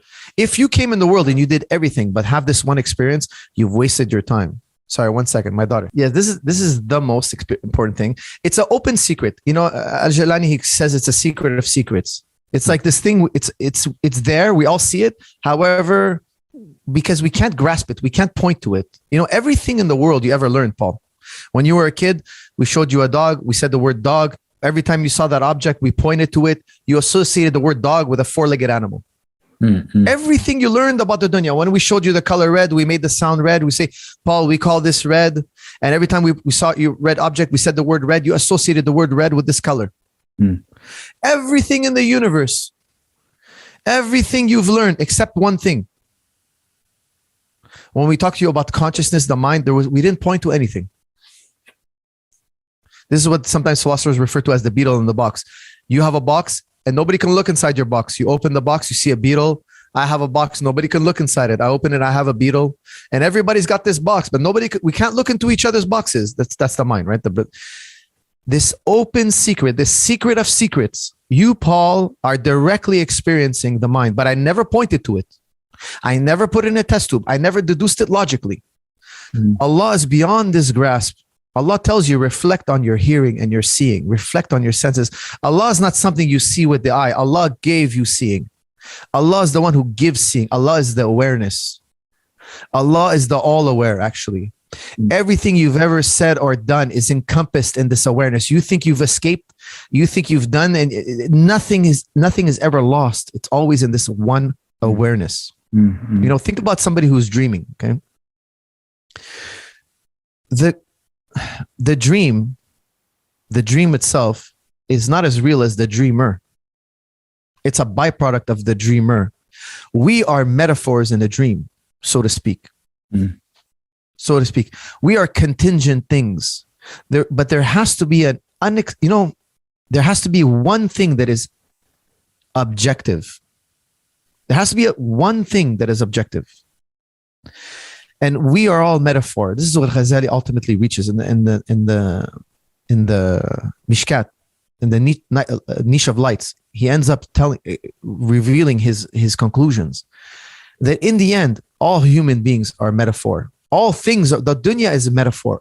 Ultimately speaking, and Allah is objective in a category by himself, and this is known via direct experience. But only once you've stripped every idol.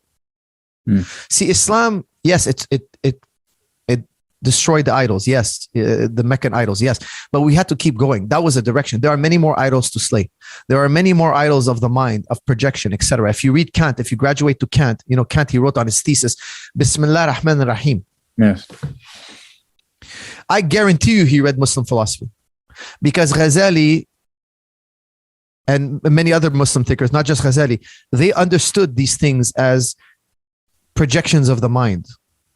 And I tried to research, why would Kant write Bismillah? Why would he write the opening sentence of every verse in the Quran save one? Why would he write something so Muslim, unmistakably Muslim? And I as I did my research, I realized that he was contemporaries with Goethe, and he might have been very influenced by Goethe. Goethe was the German Shakespeare, and he loves the Quran. He says, actually, it's our duty to believe in the Quran. He actually wrote a poem about the Prophet, ﷺ, an amazing poem about how the Prophet is a gushing spring on a mountain, meaning he's unstoppable, and everything benefits from him trickling down the mountain. And it's try to stop a gushing spring. Try to reverse that. It's impossible. His momentum is irresistible. He gives a beautiful poem about the Prophet, ﷺ. And this, in my opinion, probably got Kant interested in Muslim philosophy. And of course, his ideas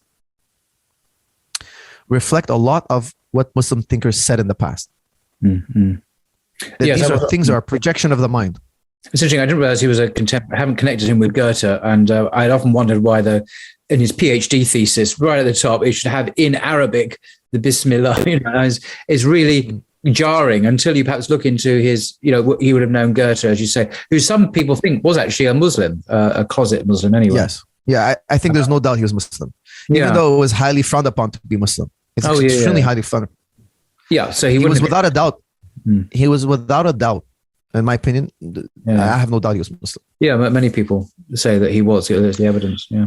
Do you have any type of popular objections you think atheists would bring about to what we've said? Well, there's a great deal. I mean, I'm basically in sympathy with the idealist perspective, which I think is where you're coming from. So you mentioned Bishop Berkeley and that tradition of idealism, which we see up to people today, people like Professor Keith Ward, who I've spoken to on my channel from Oxford. He's one of the leading exponents of idealism. And, they used to be mainstream, actually. This used to be the dominant paradigm in philosophy in universities in the West. It's not now. When I studied philosophy at university in London, analytical philosophy, materialism was the norm. Religion was certainly never mentioned, and consciousness was an epiphenomena. It was a byproduct of a physical brain. And I remember doing a class on the philosophy of mind at UCL, University College in London here. And it was all about how do we apprehend a patch of pink? That was the example he gave.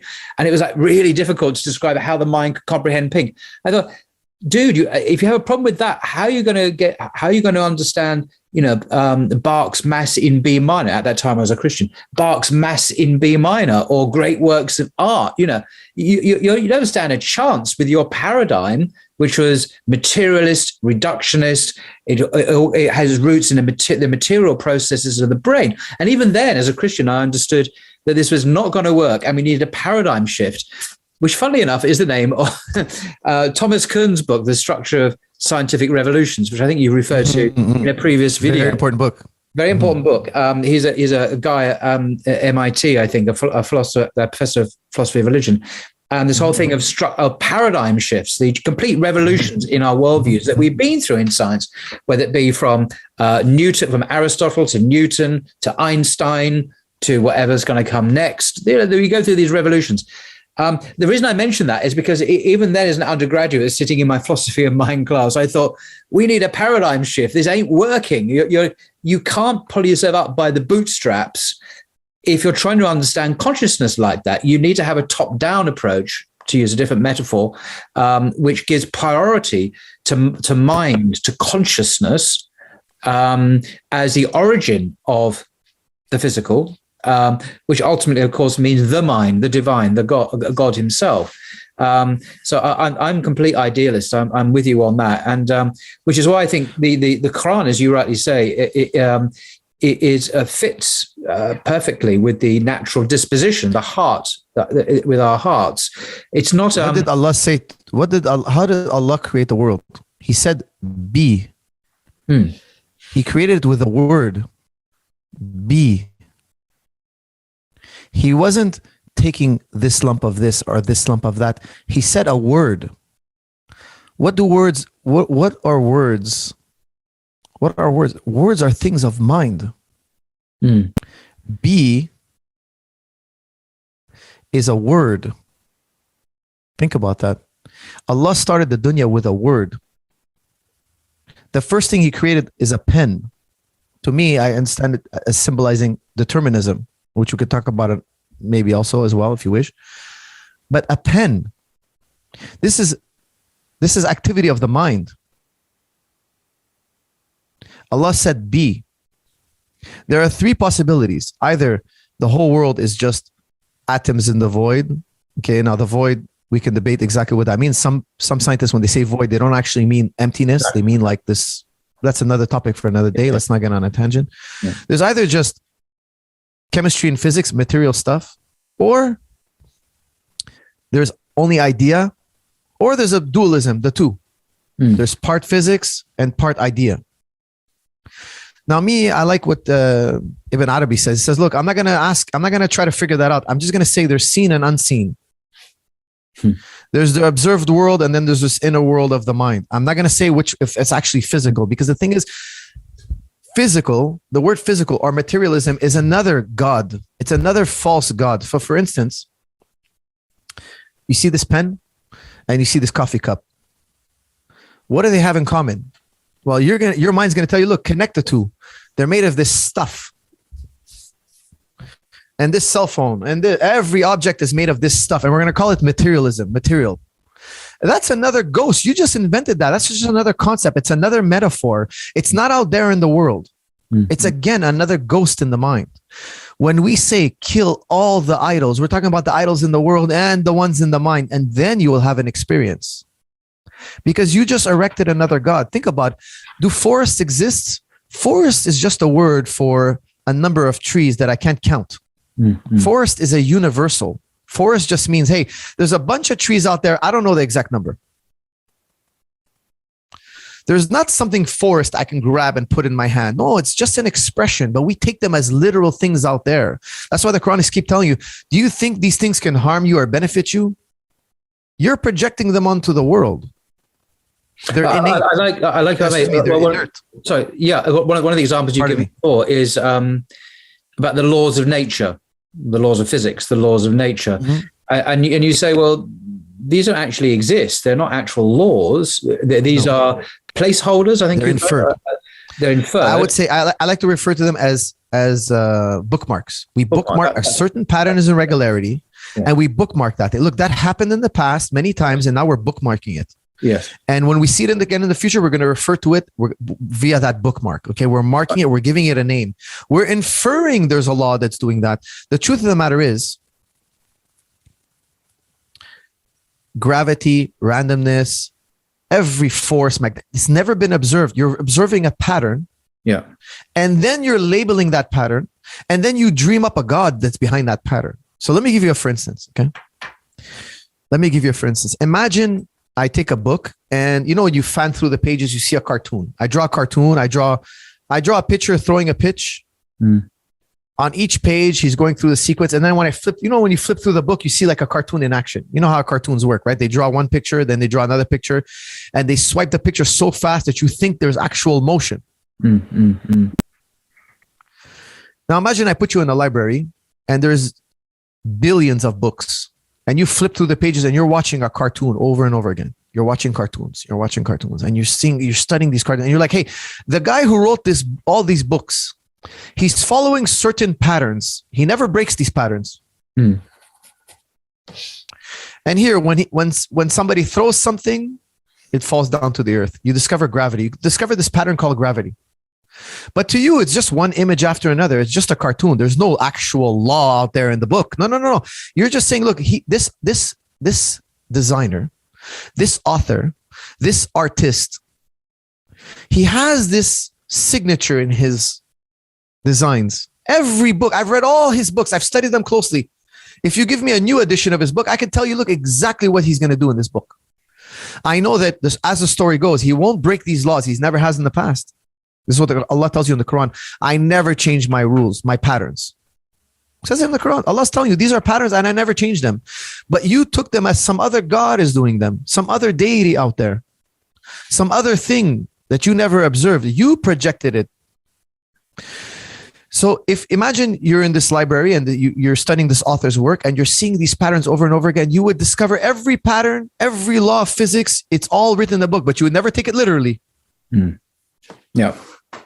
You would never take it literally. You're like, no, that's just the way he designs things. That's how the Muslim sees the dunya. Yeah. Yes, there are these laws, but these laws are from Allah subhanahu wa ta'ala. Allah controls these laws. Allah makes them, creates them as such. There's not some alien force. So for instance, I like to give the catapult experiment. I don't know if you've heard it before, but basically imagine I fire a catapult. You know, a catapult, like fires a projectile, and the projectile lands on a point, and we mark that point as point A. And then we're going to reset the catapult. But this time when we reset the catapult, we're going to do a divine reset, a perfect control. We're going to reset every blade of grass. We're going to reset every molecule of air. We're going to reset every heavenly body. We're going to reset every speck of dust. A perfect reset. I'm talking about a divine reset. And we fire the catapult again. Is it going to land on point A, or will it land somewhere else on a different point? It'll land exactly the same place, presumably. Well, if you're a believer in Newtonian physics, you'll say yes, it lands on the same point. Now, where is this randomness force? Where is this mysterious force that floats around in the universe that's affecting things? You tell me that there's this random. That's because of random. No, where is this force? Randomness is an expression that's taken literally. Randomness doesn't exist out there. Randomness exists in here.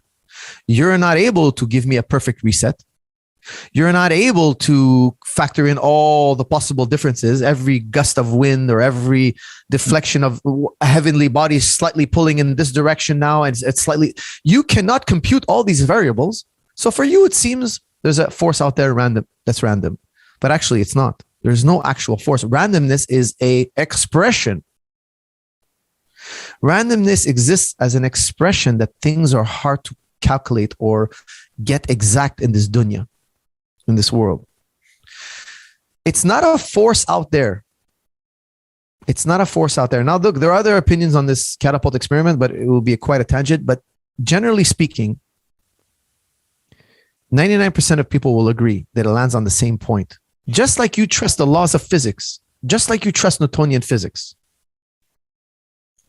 you trust that randomness doesn't exist. As much as Newtonian physics is true, as much as scientific physics is true, as much as science is true, that's how true randomness doesn't exist. It's equivalent. They come hand in hand. Randomness is a byproduct. It's an illusion of the mind. It's another deity. It's another obstacle between you and direct observation of Allah subhanahu wa ta'ala. Me personally, I have no objection to science at all. I have no objection even to evolution at all. And I ask any Muslim to bring me what objections do they actually have, except their claim for randomness. The Quran calls Allah the selector. When Neil deGrasse Tyson tells me that one bear had a genetic mutation and that bear was born white, that whiteness of his helped him be camouflaged in the Arctic. Hence the polar bear later on, I'm giving you in a nutshell his explanation. Hence the polar bear had a hunting advantage because he's white, he's hiding in the snow.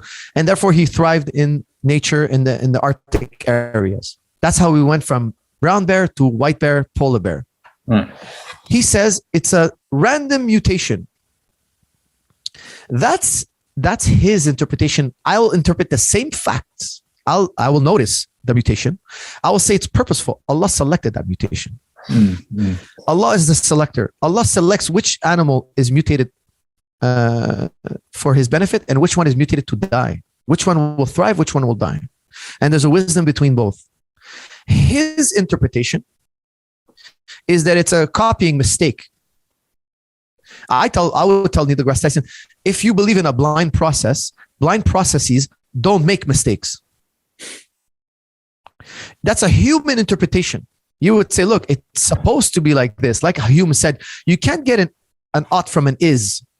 It should have been, it ought to have been. No. Now you're invoking God now. Hume told atheists, look, be careful. Don't say ought to be. It is this way. Don't say ought. Once you say ought, you're bringing us in theology. Neil deGrasse Tyson saying, look, it mutated. It's a mistake that actually turned out to be good. That's human interpretation. I don't see it as a mistake. I'm a hard determinist. If you're a hard determinist, which is the most hardcore science, the most hardcore atheists are deterministic. In philosophy, we say you either agree with determinism or you don't understand it. There is no alternate option. It's not a mistake. It's not a random mutation. There's no randomness. This was the design of Allah. Yeah. This is how Allah chose for it to be. You are projecting randomness. You are projecting the word mistake. This is your faulty interpretation.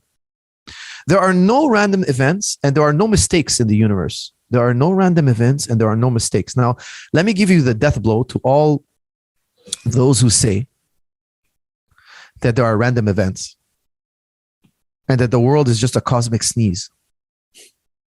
I'm going to give you the death blow right now. Okay. If you understand this argument, you will never believe that we are a cosmic sneeze. I want to applaud Thomas Huxley for also reaching this conclusion. An atheist is still atheist today, even though he says, look, it doesn't make sense. What I'm saying doesn't, but he says he pledges to be an atheist for the rest of his life, for whatever reason. He's never going to change his mind, but even he agrees that this doesn't make sense. If it's true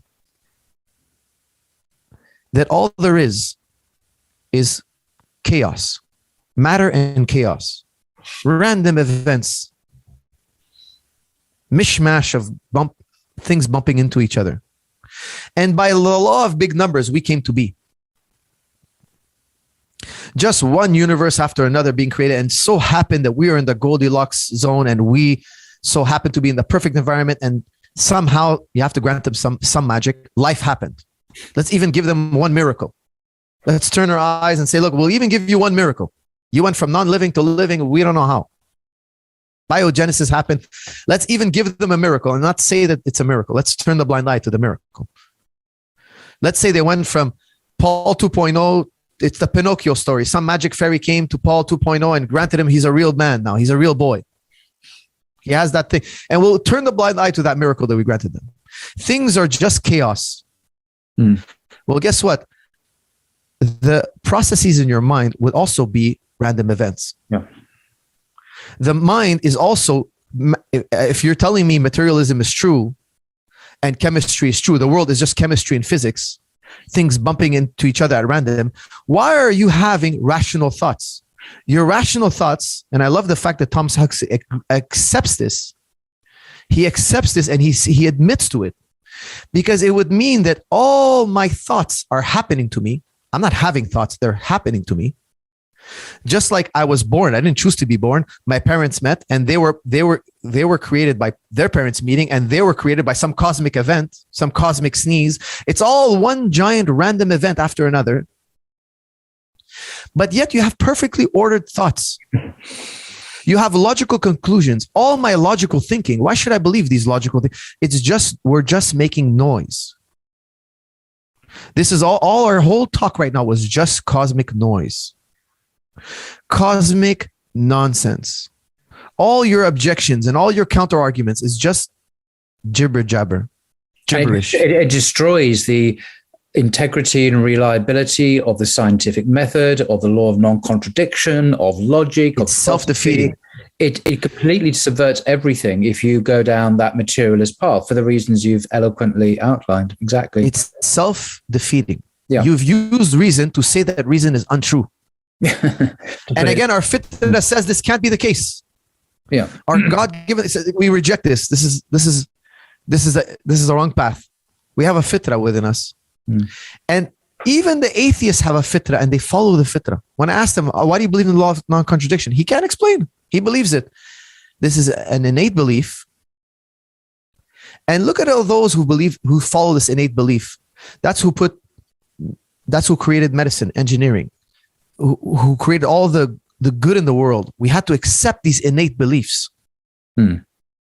We had to accept these innate beliefs, these gifts from God. We know them directly. We see a contradiction and we reject it.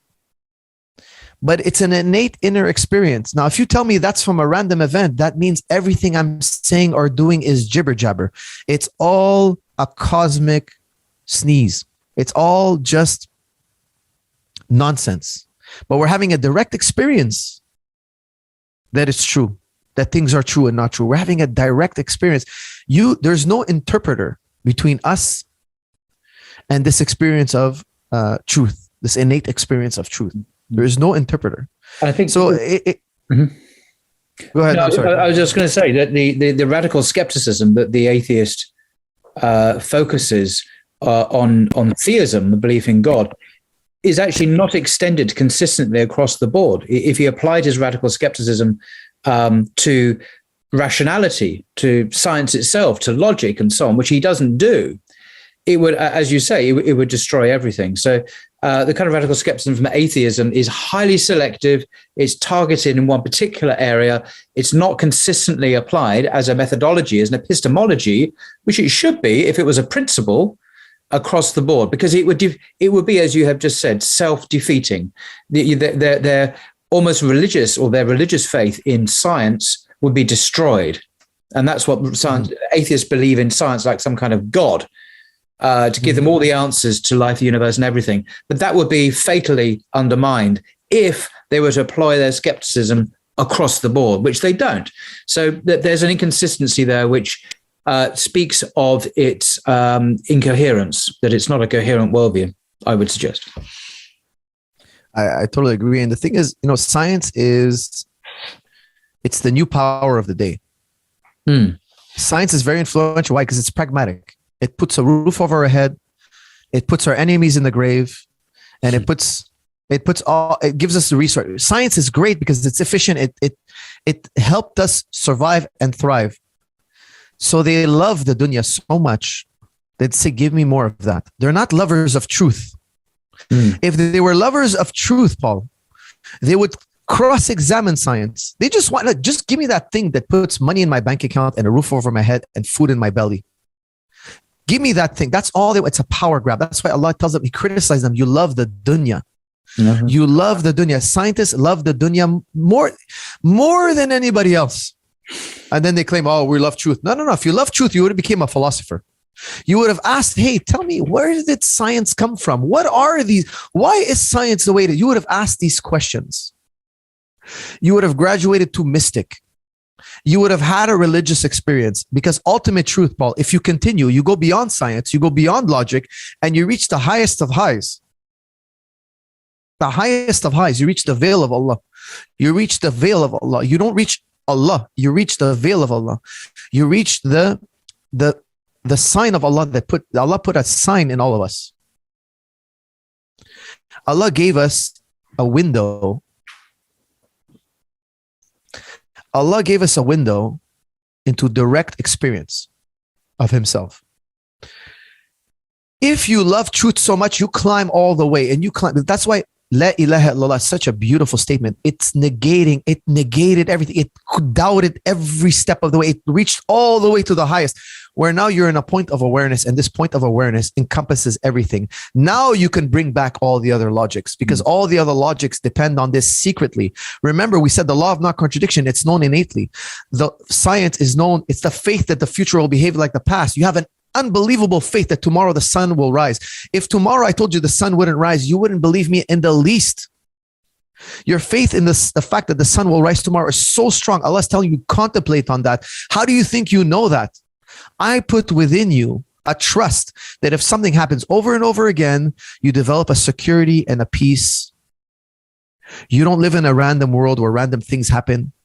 You live in an ordered world, and that calmed you, and you know it innately, and you trust. Paul, you have no logical reason to believe that the sun rises tomorrow. Hume, the atheist, wrote a whole essay on this, saying, I have no good reason to believe that the sun rises tomorrow. I have no good logical reason. I'm doing it on animal faith. But yet you're so certain that tomorrow you're going to see the sun rise again. Yep. That's how certain you should be in your fitra. And you only know this because of your fitra, not because of your deductive powers. You know, philosophers, we say when you flip a coin, the odds of it landing on heads is 1 out of infinity. Now, when I flip a coin and I put it on heads, tails, heads, tails, I do it 100 times, 50 times on tails, 50 times on 100. Now you have an experience with flipping coins. You start to say, hey, you know what? It can only land on one side or the other. You're reasoning backwards. However, if I erased your memory about flying objects being thrown in the air, and you're seeing a coin being flipped for the first time, and now I flip the coin, it turns to a butterfly. And I flip another coin, turns to every time, and now you see a coin being flipped, it turned into a butterfly. You could have, it's not an impossibility. This is what we call in philosophy possible worlds. There could be a world out there that every time you flip a coin, it turns into a butterfly. And we would have reasoned, of course, butterflies comes from flipped coins. That's exactly how we know the dunya. Now I'm giving you a pretty wild example, but we know the dunya, Ghazali says, you see a cotton ball touch a flame, and then you see combustion. We didn't deduce logically combustion. We had to see cotton ball, flame, combustion. We repeat it, cotton ball, flame, combustion. The first time a human being touched a flame, he burned himself. He knew now fire burns. Before that, he didn't know. He could not have deduced it logically. It's impossible. Believe me, I can tell you, take this to the bank. I've been studying epistemology for 20 years. I don't care if you're Aristotle and Einstein, you cannot deduce that fire burns until you've burned yourself. You know, we say, a kid's never going to learn until he touches the hot pot. He'll never believe us. It's not deducible rationally. Unless, of course, I mean, an obvious point, but unless you're relying on someone else's experience and history of being burnt by fire, which is it's just the same thing, but extended to another person. Then I have to have faith that he's telling me the truth. Exactly. It's always based on experience. The dunya is based on experience. Yeah. Now, the dunya is perfectly ordered. The world is perfectly ordered. Things happen in a cycle. Allah tells you in the Quran all the time, look at the cycle. The earth, the grass dies, the rain comes, it rains, and the grass revives again. Mm-hmm. Like that, I'm going to bring you back to life. The cycle, notice the cycles in nature. Why are you so different? Why do you think when you die, you're not going to cycle back to us? Why? You came from the dust, you're going to go back into the dust. You think you're not going to cycle again? All these cycles are happening around you of life and death. The water, the whole world is a cycle after another. You see a whole egg, and then you see a scrambled egg, and you ate breakfast, and then tomorrow you have another egg, and this cycle of eggs from whole to scramble, from whole to scramble. You're seeing cycles all around you, every which way, but yet you think that the atheist, they tell us, oh, when you die, it's the ultimate end. What a foolish thing to say. How do you know what a universe in maximum entropy, when the universe is completely destroyed? How do you know what maximum entropy does to a universe? You've never observed a universe in maximum entropy. When the universe reaches maximum entropy, whatever that may be, how do you know it doesn't start all over again? You don't know. You're hoping it doesn't start all over again. Guys like famous, I don't even want to mention their name. I don't want to make them more popular than they are. But atheists, when they say that, oh, we believe that when we die, it's all over. You're wishing it's all over. Why? Because they love the dunya. They want to have this dunya and not worry about the consequences. Oh, there are leading philosophers. I think it's Thomas Nagel, who's a professor of philosophy, has said on record that he doesn't want God to exist. Exactly. For his own personal reasons. He actually desires the non-existence of God. And there are other atheists who have said the same, that these are not people who reach this conclusion through abstract reasoning, they have a profound need and desire for God not to exist, and they choose not to believe in his existence for their own personal reasons, moral reasons or other reasons. So, and this is often not understood, that many atheists actually don't want God to exist because it would be inconvenient, it would entail moral obligations they don't want to undertake, and so on. So it's a motivated atheism based on desire rather than a more objective view. They want to be the center of attention. When you're an atheist, you're the center of your own universe. When you're a theist, Allah is the center of the existence. Yes. It's a type of selfishness. I always tell people, the Quran tells us, you choose hell. Allah casts you in hell, yes, but you chose hell. You chose to be separated from Allah, and being separated from Allah is the greatest hell. If I separated you from your loved ones, you'd think that's hell. You're wrong. Wait till we separate you from Allah. Then you will know what's hell. Then you will know what hell is. Because if you think being separated from your loved ones is difficult, wait until Allah, he removes from you all his mercy. This is the narrative of the Quran. Allah is the center of our attention. Atheists want to make themselves the Pharaoh made himself the center of attention. So there are theological truths also. We didn't touch on that, okay? But there are things the Quran is telling you that are theological truths, and you can be certain of those via your intuition. The story of Noah, Ghazali would tell you, look, it's literally true. I agree with it. It's literally true. But there are also theological truths that we can verify. The historical truth, I take it on faith. I'm not even interested in go out archaeology and try to figure it out. I'm not even interested in that. I don't think I don't have the powers of abduction. I don't think even all of humanity can figure it out. We don't know what happened in the past. I think there are many things we assume that happened in the past, but we're actually wrong. And, we're going to have another scientific revolution like we've had many. And lo and behold, I'm going to be surprised like the rest of us. I don't have such a high regard for human intellect. I think human intellect is great. It's a valiant pursuit, but I don't trust even my own logic. Aristotle and Plato, they didn't agree. Schopenhauer and Heisenberg, they didn't agree. Einstein didn't agree that Isaac Newton's time is an arrow in one direction. He didn't agree. If he didn't disagree, if he didn't challenge Isaac Newton, he would have never discovered the relativity of time, theory of relativity. Experts don't agree. Do you trust your math? If you had this long, complicated mathematical problem, wouldn't you want your fellow mathematicians to cross-examine you, check my math? You can make errors in logic. I don't trust my logic. I don't trust my own intellect. I believe that my intellect, I'm not a perfect logician. I'd have to be God to be a perfect logician. I try my best to reason, but ultimately I have the answer. I have a cheat sheet. All of us are blessed with the answer. It's innate. Your innate intuition cannot be wrong. It cannot be wrong. Like, for instance, if you stub your toe, you're walking into a dark room and you stub your toe. You don't know if you stubbed it on the chair, the library, whatever furniture you have, a child's toy, whatever. But you're in pain.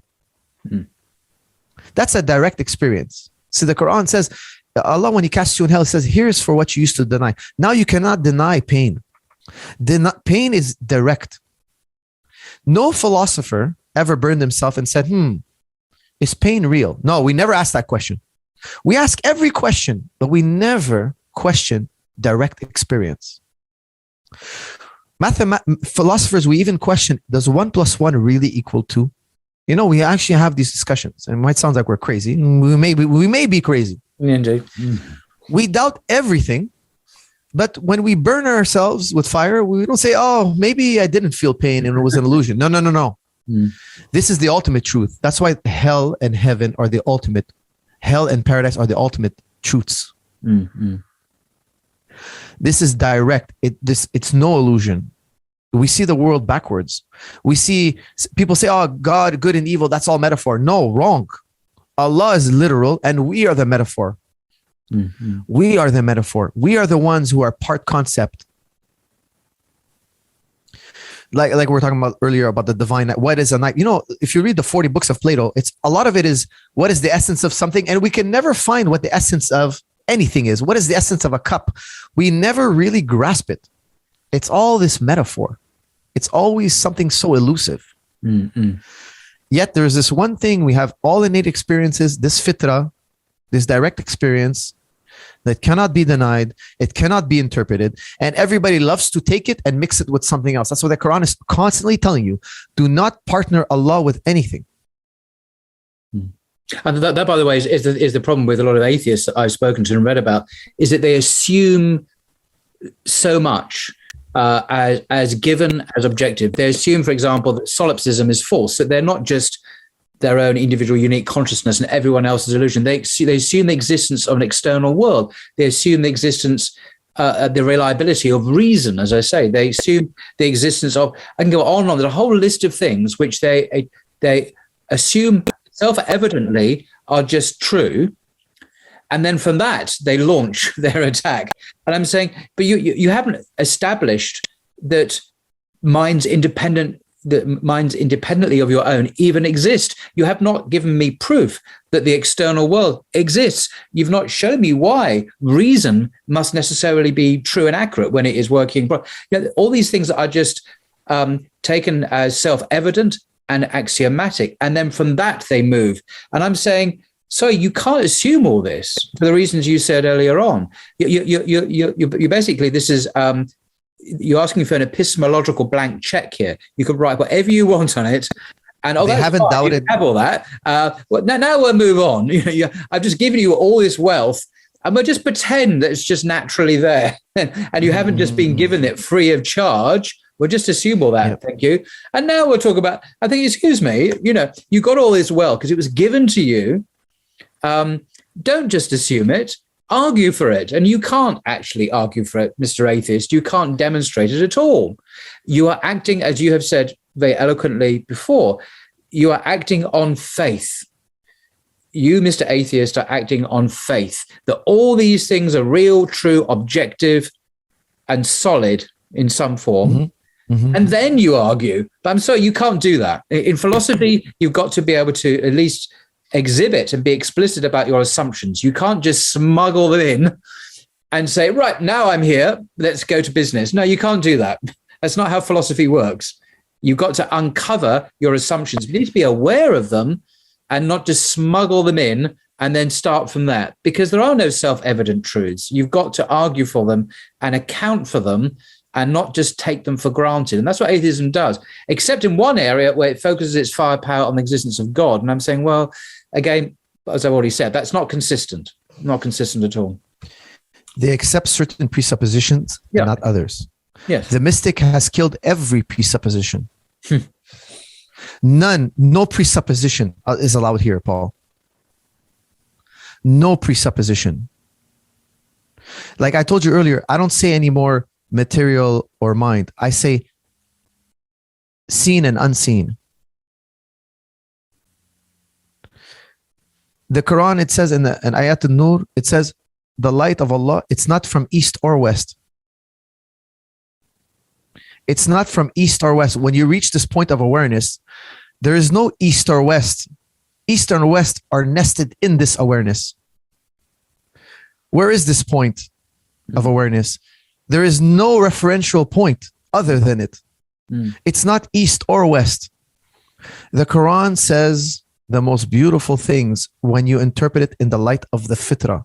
The Quran is speaking to your fitra, to your intellect, and to the worldly observation you have, the world of the senses. Yes, Allah is talking to you, even Allah is talking to you about history and theological facts, but these are all supported by your fitra, and none of them, no, not even your logic, not your science, none of them are outside of the fitra. None of them, the fitra supports them all. Your belief in the law of non-contradiction, fitra. Your belief that the future will behave like the past, fitra. Your belief in theological understandings, fitra. You cannot escape it, Paul. If you haven't killed every presupposition, you have not had a direct experience with this truth. That's a type of poverty. La ilaha illallah is where when you're a Muslim, what do we tell you to say? First thing. Bismillah. No, La ilaha illallah. You can say, Ashhadu an la ilaha illallah, Ashhadu anna Muhammadan Rasulullah. You're going to take the Shahada. No. You're building your tower now. Where do we start? Why do we start with the Shahada? Before we even ask you to pray, well, you have to do Shahada first. It's the start. But you're giving me lip service. Even Paul 2.0, remember the robot we're talking about? He can give lip service to Shahada. But does he understand the Shahada? He can never understand it. He has no subjective experience. He has no inner experience. Allah says in the Quran, I made you from dust, and soon after, behold, you're human. What does this mean, human? You have to ask yourself, what does it mean, I'm human? Dust is not human. Allah created you, fashioned you, but you're still not human. What is it about you, Paul, that makes you human? Allah's telling you, they don't even reflect upon themselves. The Quran is telling you, they only see the appearance of things. They only see the world as Paul 2.0. Everything is machinery, chemistry, and physics. You know, one man said something so arrogant. I forget. He's a famous atheist. Hitchens. He says, I don't have a body. I am a body. Think about that for a second. I don't have a body, he says, because that would entail there's something else to me. He says, Hitchens says, I am a body. And I forget who said, I think it was John Lennox. He said, well, how did you survive your death? Because when you died, your body's still there. All the components, all the parts. If I told you, hey, your cars, all the parts are there. Where is that thing now that's missing? That we say you're dead, you've transitioned. Prop him up. He used to move. Prop him up, move him around. No, he's not moving by his own. Why not? Oh, he's missing electrical signals. Charge him up. Shock him with electricity. What's wrong with it? Why is that body there, but he's not there? What is it about him that he went through a transition?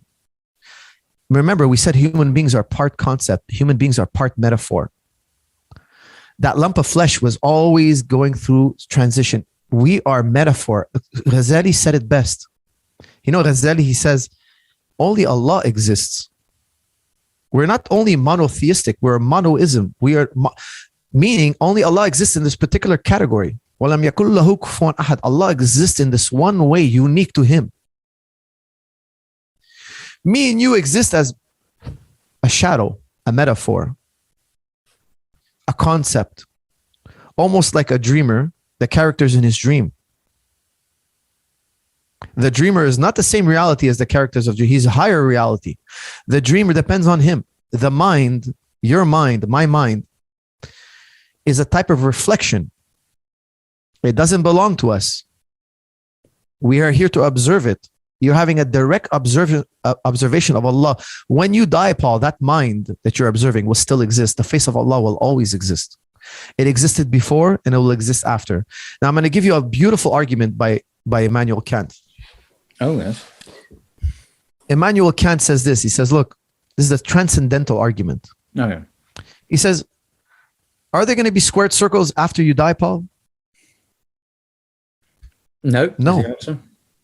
There are truths out there that existed before us and after us. But these truths, these analytical truths that we talked about earlier, they only exist via mind. But you admitted that they're indestructible. Plato agreed. We all agreed they're indestructible. But they existed eternally. So there's this eternal mind, Kant says. Remember we said Allah started the universe with B. B is a product of mind. Allah is talking about the realm of the mind. When I write with a pen, I'm putting these symbols. It's for a mental activity that I'm expecting you to go through. The word be is a mental issue. It's a mental process. I don't like to say, I don't agree. I don't necessarily only say that the world is ideal. I say, like Ibn Arabi, I say, look, keep it seen and unseen, because we don't know. We can't say. We don't have, something in the philosophy called the egocentric predicament. Maybe we don't get into it now because it's quite long, but we don't have direct experience with the dunya. We can't go outside our minds to check, to verify.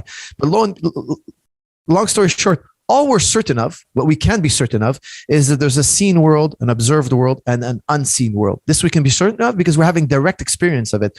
The Muslim philosophers, they went beyond logic and they said, look, we want to know what we have direct experience of, what we cannot be wrong about.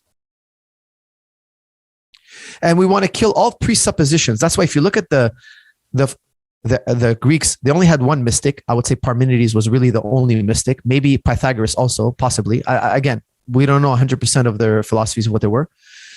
And the Arab philosophers were great mystics. All of them were mystics. The British empiricists, not really. They flirted with it. They got close to it, but they never became mystic. I think Kant almost reached mysticism, but not quite. I think even almost Schopenhauer almost reached mysticism, but didn't. He faltered at the end. And I think it had a lot to do with the byproduct of their time, because you have to understand, when the plague hit the church and it killed the church, it weakened the church, science rose. They didn't want to go back to religion. Whereas the Muslims, religion and science went hand in hand. The stronger Islam was, the stronger the religion was. They had the golden age together. There was a sentiment of, we have to strip the power of the church. So don't give them any religious talk. Don't reach mysticism. You'll bring them back in. There's you see the scientists in the West, they hate their religion. They hate the religion they came from. Even though their forefathers, Isaac Newton was incredibly religious. Galileo was incredibly religious. They were mystics. They were mystics. Isaac Newton was a mystic. Isaac Newton on his deathbed rejected the Trinity. Are you aware of this? Oh, he had spent most of his life writing against it. We now know this wasn't made public during his own lifetime, of course, because he suffered severe consequences. But correct. It's well documented now from his private writings that he was a passionate Unitarian, and he had a particular horror for him of the Trinity. He thought it was a terrible doctrine that was false to Jesus Christ and so on. That's a different subject, but yeah, absolutely right. Yeah, but he also rejected the Trinity. But he was a mystic as well. I would say he was a mystic. Oh, yeah, passionate, yeah. In mysticism, you could not have three. Paul, I want you to explain to me the number 10. What is the number 10? Imagine I was a child, you explain to me the number 10. Go ahead, explain to me. Gosh, that's a good question. I would basically count from 1 upwards and say that. No, don't use the number 1, please. You cannot use the number 1. Maybe you're going to say it's 5 and 5, but then I'm going to ask you, what's 5? Depending on how young the child was, I would basically get 10 objects out on the floor, say 10 toys or something, and say, this is what 10 looked. I'd make it visual and, quantifiable visually. But you'd need the 1. You cannot have the 10 without the 1. No, I see what you mean in that sense. No. So you'd say, look, there's 5 and 5 makes 10. Well, what's 5? Well, 5 is 5 ones. What's a what? You have to fundamentally you have to explain 1. To explain 10, you first have to explain 1. To explain 0.5, you have to explain 1. Everything refers back to 1. Before you had 2, because 2 is 1 and 1. Everything is trying to be a copy. Everything is pointing back to the 1. Every road leads back to God. Let me just tell you something. Every road, whether it's math, arithmetic, science, history, philosophy, theology, it all returns back to the 1. Now, even the pagans, they talk about paganism came first. Impossible. How could you have known of 1 or 2, 3, 4 gods if you didn't know about God?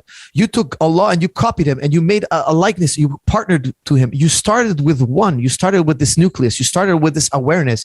We all started from this 1 awareness. And then the contents of this 1 awareness, we made into multiple gods. We added to it.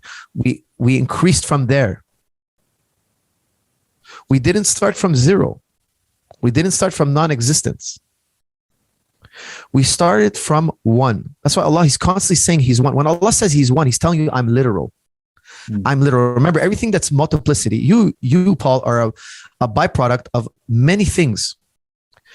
Your body is made of all sorts of cells that have changed over time. You're the ship of Theseus. Remember the ship of Theseus, 99 parts? Yeah. You're a bunch of parts that are changing, morphing. You're part concept, part material. Part seen and part unseen. Allah is only 1. He's not in the category of seen and unseen. He's not this juggling act, this metaphor. There's no metaphor to Allah. He's only pure truth. He's objective. He's the only objective thing. There is nothing else that is objective. Other things have levels of objectivity. There are no truly objective things outside of Allah. Everything else has a level of objectivity and subjectivity. They're always a mix. Remember Berkeley's triangle. They're always a mix of objectivity and subjectivity. We never have perfect objectivity until we kill every presupposition, we kill every paradigm, and we're left with a state of awareness, a taste that we see directly, we experience directly. And this is what, guess what, Paul? That's a religious experience. You're not having a logical experience. You're not having a scientific experience. You're definitely not having a historical experience. You're having a religious experience. So truth, ultimately, this thing we're always looking for, this thing we keep talking about, this thing we talk about like it's right here on the table, but when we try to ask you, where is it? You never find it. This thing is a religious experience. Like it or not, Paul, truth is a religious experience. You start with the Shahada and you work your way from there. And then you get to mathematics, and then you get to logic, and then you get to science. It all starts with this religious experience. And that's what the Quran is telling you. They don't reflect upon themselves. You think this and that is true and this and that is good. You didn't even start. You didn't even reflect upon yourself. You first had a religious experience of truth, and then you explored it and deduced it into the world. And the ultimate expression of this is sujood. The head now is lower than the heart. Not the lump of flesh, as Ghazali says, but you know what I'm saying. Yeah. I was given the answer. My intellect couldn't reach you. My intellect couldn't encompass you. It can point to you, it could not encompass you. It's the ultimate expression of this. And lo and behold, it's in the Bible. Even Jesus makes sujood. Even Abraham does sujood. Moses, they all did it. Yeah, it's the ultimate expression.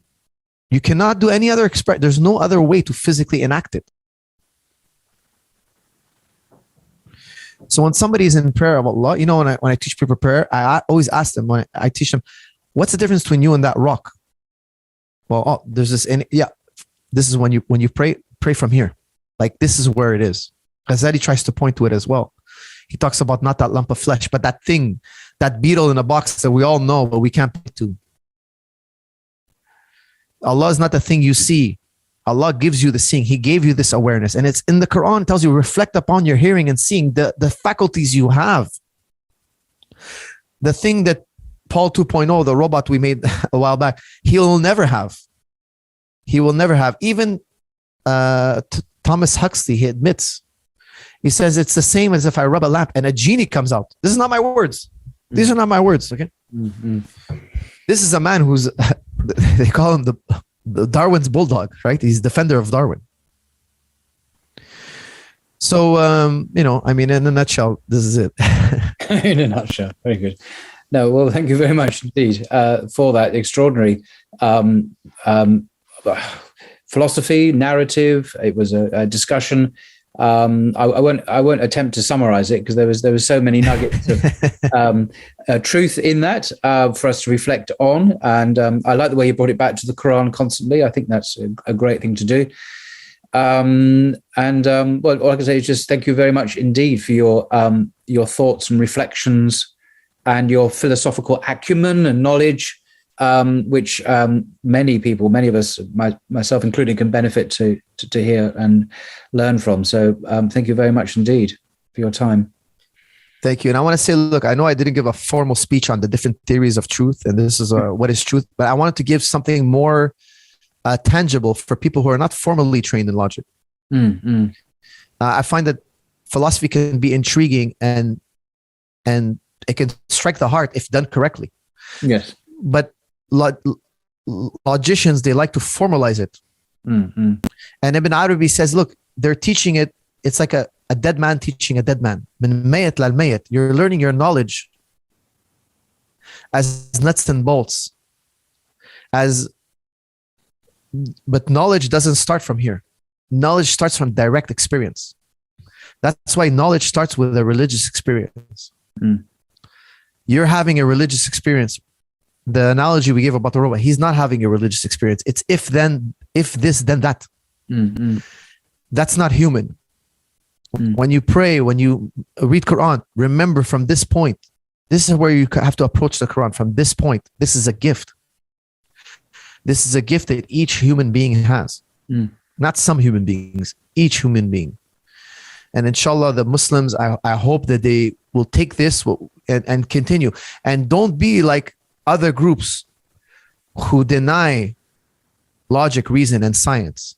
Ghazali says we have to harmonize the natural sciences and Islam, not reject either or. And yes, science can be transient. It is transient. It can change over time, but we're always trying to harmonize them. We're never rejecting it, never. And if there is an issue, you know, I don't want to get too much into what Ghazali says because I know I get a lot of friction, but there is a way sooner or later it's going to be harmonized. If there ever is an issue. And it's up to us raising our thinking, our level of thinking. Muslims have to raise their level of thinking. We're coming in an age where information is being spread so fast. You can no longer just read, not understand, and No. You must understand. Muslims out there, I beg you, raise your level of understanding. The problem is not the world around us. The problem is us. Our understanding is weak. I've met very few Muslims that understand the concepts in the Quran. I've met very few Muslims that understand even the very important. And some are trying, yes, but it's time for the Muslims to go in hyperdrive. I hope this episode was a good starting point. But there's not, if you're a true believer, there's nothing you're scared to read or learn or cross-examine, because now you have certainty. Me, I'm telling you, there's nothing tomorrow in science that's going to be discovered that's going to shake my faith. There is nothing. Paul, when I go to the grave, I don't believe in Allah. I know Allah. There is nothing that's going to scare me. I fear Allah. Yes, I fear to go in the grave because I fear that I've done more bad than good. This is I fear, yes. But I don't doubt Allah in any way. I fear Allah, but I don't doubt Him in any way. Once you get to this level, you will never worry about what some scientist said. You will never worry about when I read Dawkins, I laugh. To me, I'm telling you, his arguments are childish and moronic. Yeah. Bring me his greatest defender. Whoever has mastered his arguments, bring them. They're weak, childish, and moronic. I'll even use the word moronic literally. I'm not trying to attack the man. His arguments are daif, weak. Yeah. Yet he sold millions of books. Why? Because people want a permission to be atheist. It's time for Muslims to go to the next level. There's no excuse. And once you understand the Fitra, there's no argument in the world that will shake you. No argument. And inshallah, this is a good starting point for a video. Inshallah, it'll inspire others to, Inshallah. Okay, well, we'll leave it there. But thank you so much indeed for your time. And I hope people can leave their comments in the description below and follow this discussion up. But I'm not going to, as I say, summarize anything you said because it was so rich and detailed. But just thank you finally again very much for your time and thank you. All right, until next time.